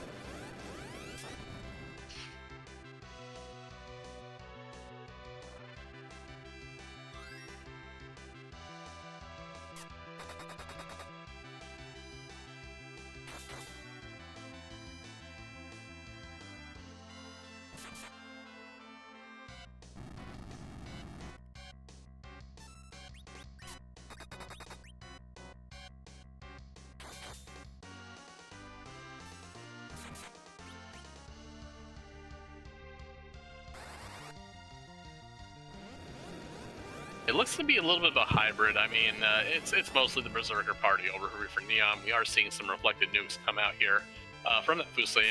Have not seen any Big Bangs past the first one. Not really scared of them anyways. That Cecil's doing upwards of 6,000 damage a swing. Kane and Rosa are helping. Okay, I guess the 6,000 was a pretty high roll, but yeah, with that much damage, I would actually expect to see rocks here pretty soon here. I would not expect to see a second Big Bang.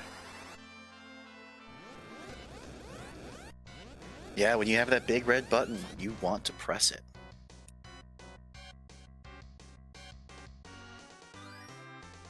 Absolutely here. I believe that's Fu's third nuke coming out here, and oh, even gonna toss him an elixir here. I'm not sure he's gonna get to a fourth one here, given the damage that's coming out, but yeah, definitely Neon does seem to have full control over this fight here.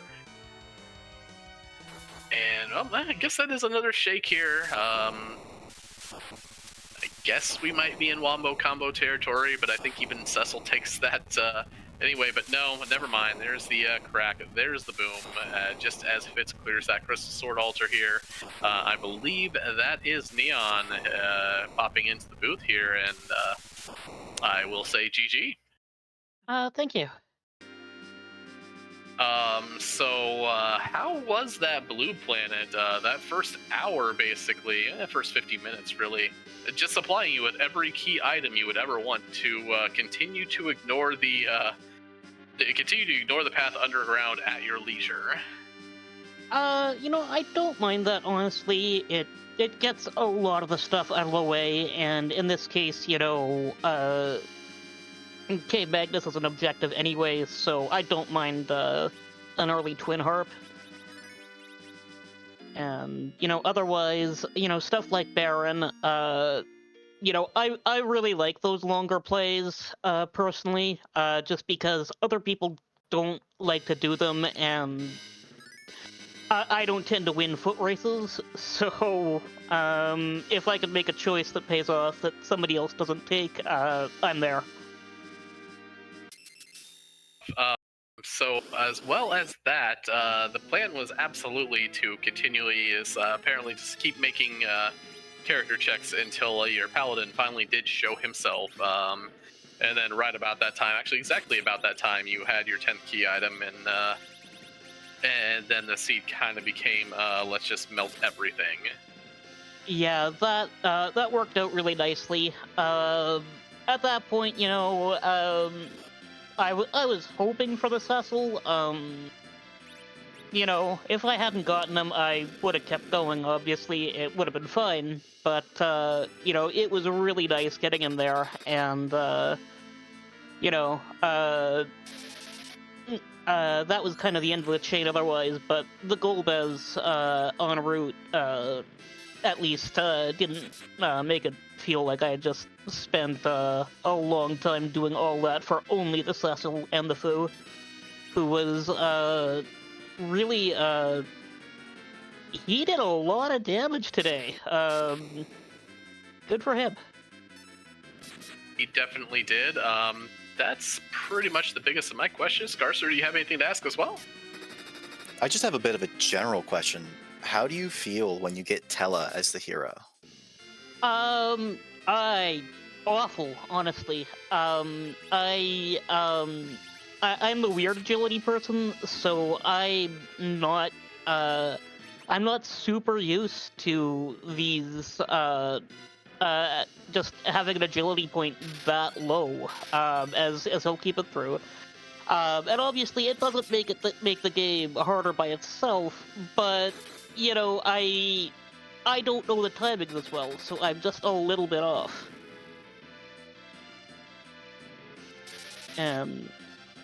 So yeah, like it's been a long time since I've done Zeroma's Fate, for example.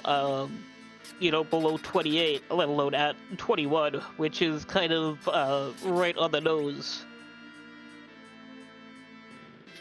Yep, and either way, that does give you I believe that's your first win for the week here, and I do believe, I don't know if you have any other, I can actually look this stuff up on the fly. I don't know, when are the races for the rest of your team in this week, do you know? I believe Zoe is going at on Friday. I think 10 o'clock. I don't believe Leggy's set the time yet. I know she's been a bit under the weather, but she's on the mend, so hopefully she can get that time set soon, and we can have everyone else do good. Definitely hopes out there for quick recovery as well. I'm sorry to hear anybody's under the weather here, but again, well run, GG, and congratulations on that win there. Oh, thank you. Yeah, it's always a pleasant surprise to win. So, but with all of that said and done, I think I will shove off. So, GG to OneFreeFitz, and thank you everyone for putting on the show. Thank you for being here to run it as well. Have a good evening. GG. Thank you. Meanwhile, while we were watching that, Fitz has been following in the footsteps, almost in complete lockstep with what we did see Neon, as the Water Hag does go down here. It is going to pay out in that Crystal Sword. Fitz will have that 5th objective in hand, and we do, however, need to see about finding either that gauntlet or getting Fitz back into the Fey March to pick up that Evil Wall, which does have the pink tail here. But again, one more GG out to Neon Gray here. Like I said, pretty well run. The rat tail, as we do see, was on the Ogopogo altar, so interesting. And it's definitely, we're gonna get to see it here. You know, we get the what if on Neon here. What if Neon dodged an alt gauntlet at the Ogopogo altar, because Fitz is gonna give us that information here momentarily.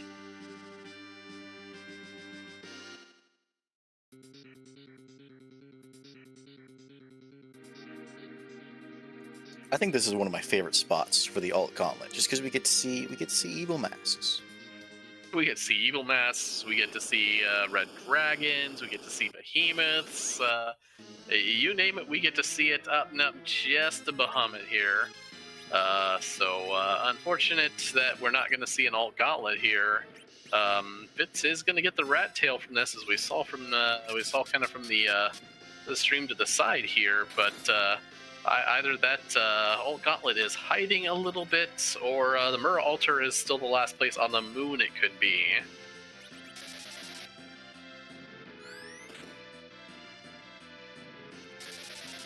And the big thing here is actually Fitz's, the fighting has been clean here.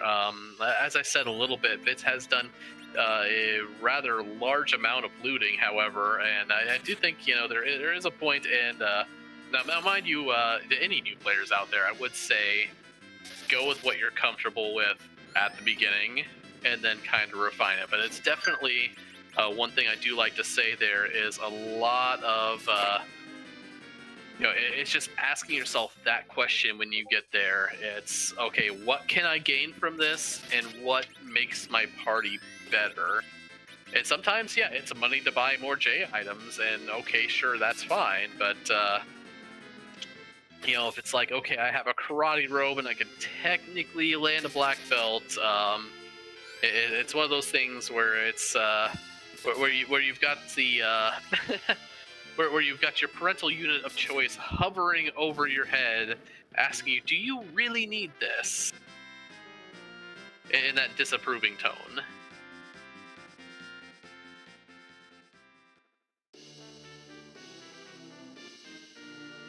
I may have been asked that a few times.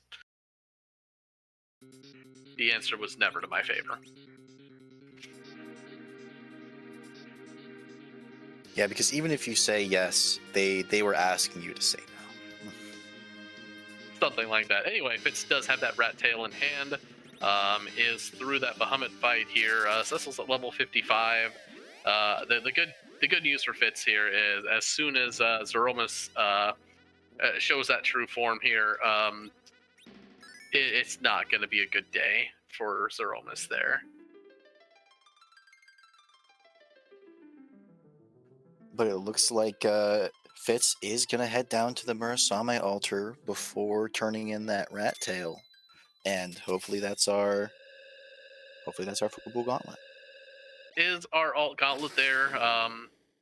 At least there. Otherwise, we're gonna see what Fitz thinks about. Now, mind you, again, at that point, it's down to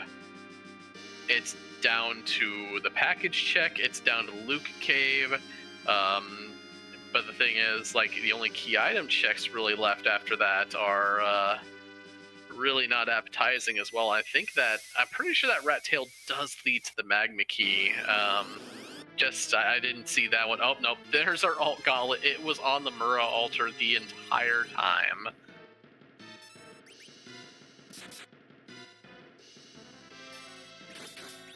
And once Fitz gets through this, he'll be in go mode.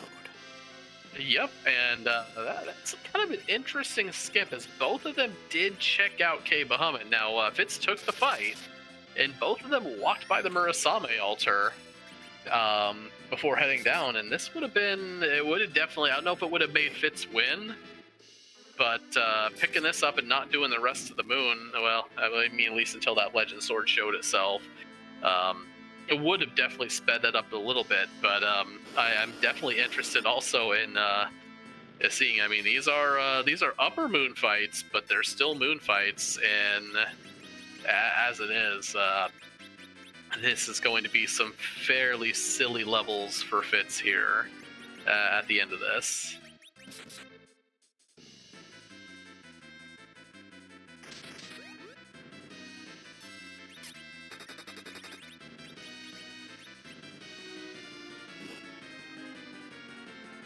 Now he's keeping that Warlock in check with the Mute Bell, making sure not to deal with those pesky Fire 2 animations. Yeah, now that I think about it, I mean, the Mute Bell is wonderful to have there. I'm actually kind of surprised, given the prevalence of anti-mage weaponry, Mute Bells, and Hourglasses, that we haven't seen more actual, we had the Sirens, we haven't really seen Warlock grinds at all. And especially, you can pull that fight on Lunar Subterrane 4 with a Siren, and if you have Coffins, or again, anti-mage weaponry, you can take those fights down pretty quickly. It's a little bit more of an investment in life potions, but the XP is very similar to what you would get off of a double dragon fight. without the need to have a weak caster or dragon killers. I think a lot of people are sort of go very light on checking the overworld shops and might not find their life potions. I've had a few where I just never found them. Yeah, one of those things where you do need to check them. Running low on life potions. I've ran out of life potions on a few. You get really happy with running those. You get really happy with running those life glitches, and then all of a sudden, halfway up the moon, you're like, wait a minute. I don't have any resurrection capability other than my actual white mages, and I kind of like actually that's where the opening kit is putting us, because it's enough to get you started, but at the rate we go through them, it's not always enough to get you all the way there. I don't think we actually saw hourglasses. Fitz did find a bunch of. Might probably bought them there. Now that I think about it, but mute bells are another one of those things for the right gauntlet. It's a very heads-up play to pick up a few just in case.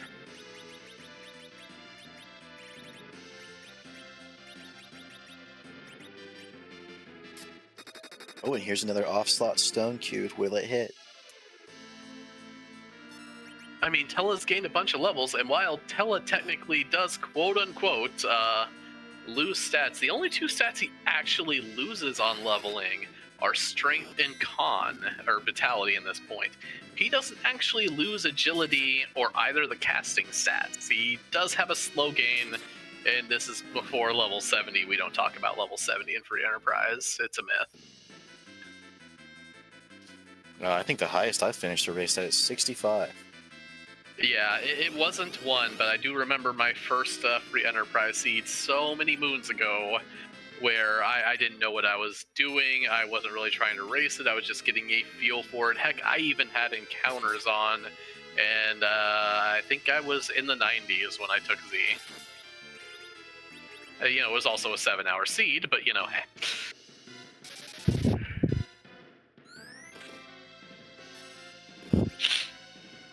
I mean, if you're not racing, there's nothing wrong with taking all that extra time. It is, at the end of the day, the point is to have fun. It absolutely is. And anybody who even just doesn't want to race it, I would say just take one, or even those who do, just take one seed. And actually, because all the NPCs in the game do have altered dialogue and scripts. Some are informative, some are funny, some will make you learn, like especially the crystals up on the moon. They are the ones that have the holy agility words there. You'll learn probably more than you would think being up there. Just a defense sword to go along with that alt gauntlet there, as Fitz does hit go mode, just needs to head down to the blue planet to cash in that forge, and then should be running into and over Zeromus quite quickly after that.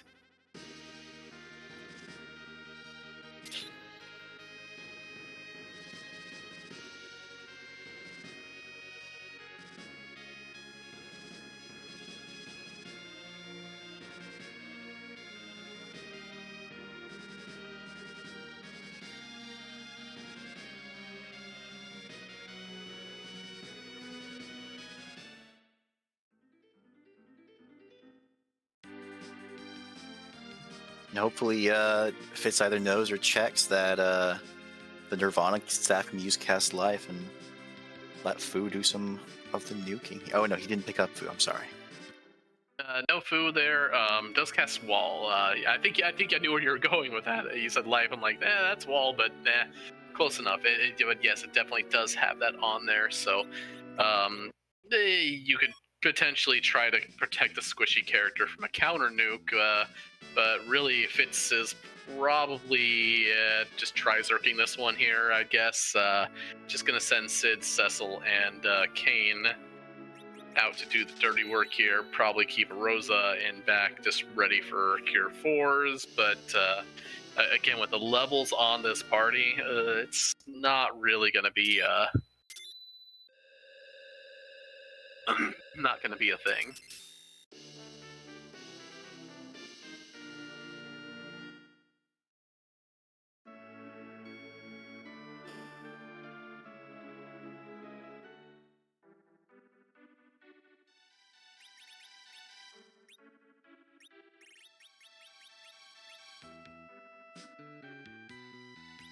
you know what? It actually makes Tella go positive vitality. So hey, you know, if you throw a life potion at him, he'll have more than 5 hit points.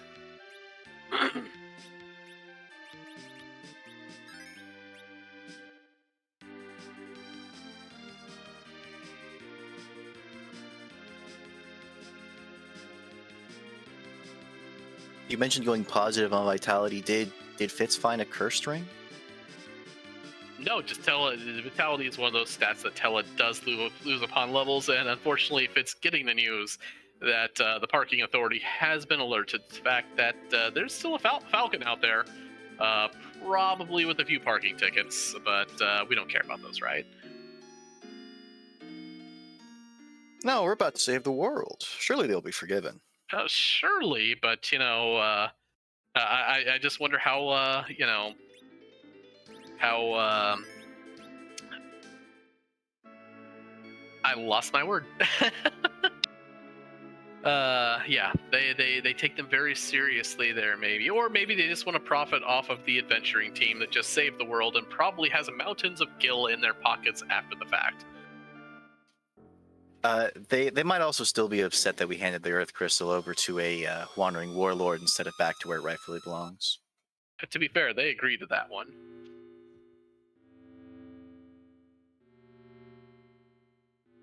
I mean, sure, they said we could borrow it, but you know, we borrowed it back eventually, probably.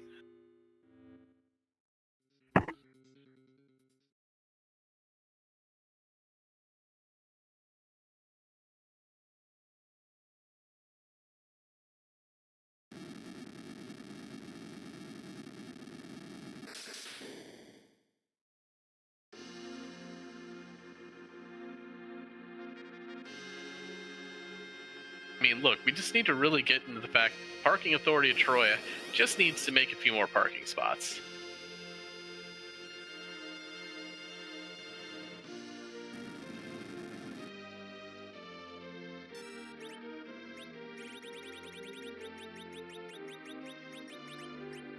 I mean, that could be it too. I mean, hey, if you need to get rid of a little bit of a forest, I know a tree. He did good work in Final Fantasy V.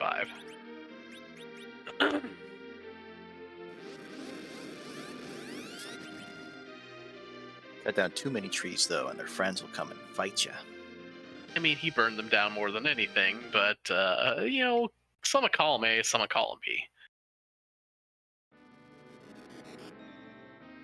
Anyway, and here is Gladosmus, or Gladomus, or, you know, I think Gladosmus actually sounds better here, but that's just me. And the Berserkers are all ready to go. Cecil taking a swing here. Hardcast coming out. Cecil, Sid, and Kane have over 4,000 hit points, which should tell you almost about everything you need to know about this fight.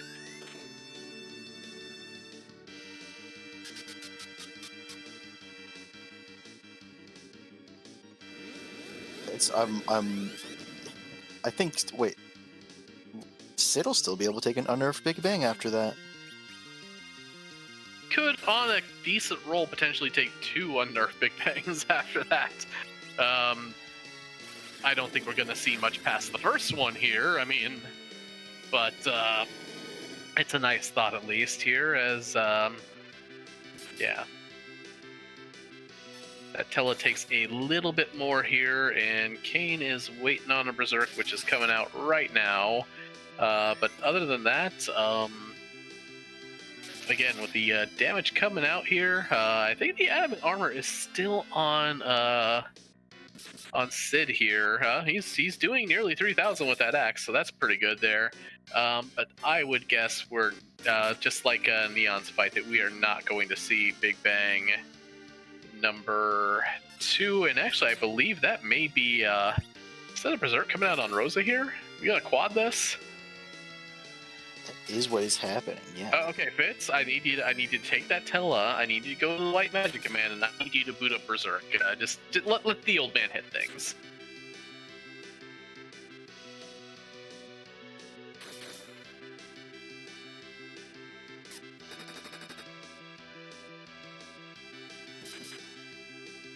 I mean, maybe that's Nope, gotta have him nerf the Big Bang instead. I would guess they might actually tip and this Big Bang wouldn't fire anyways, but again, excuse me. That Tella was actually casted a respectable Cure 4 after that, and oh no, there's the counter nuke, and he's gonna have a nap. I mean, he nerfed the Big Bang. He did what he needed to. He can have a well-deserved rest. Yep, and but here they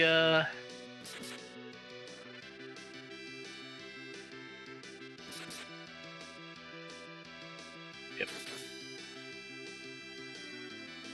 But again, the Berserkers are doing here what they are paid to do, or they've got to split up all that money from saving the world eventually. So I'm sure they're paid kind of here. But up there's Rocks, and Medio doesn't look nearly as threatening from Z when all of your party members have over 3,000 hit points.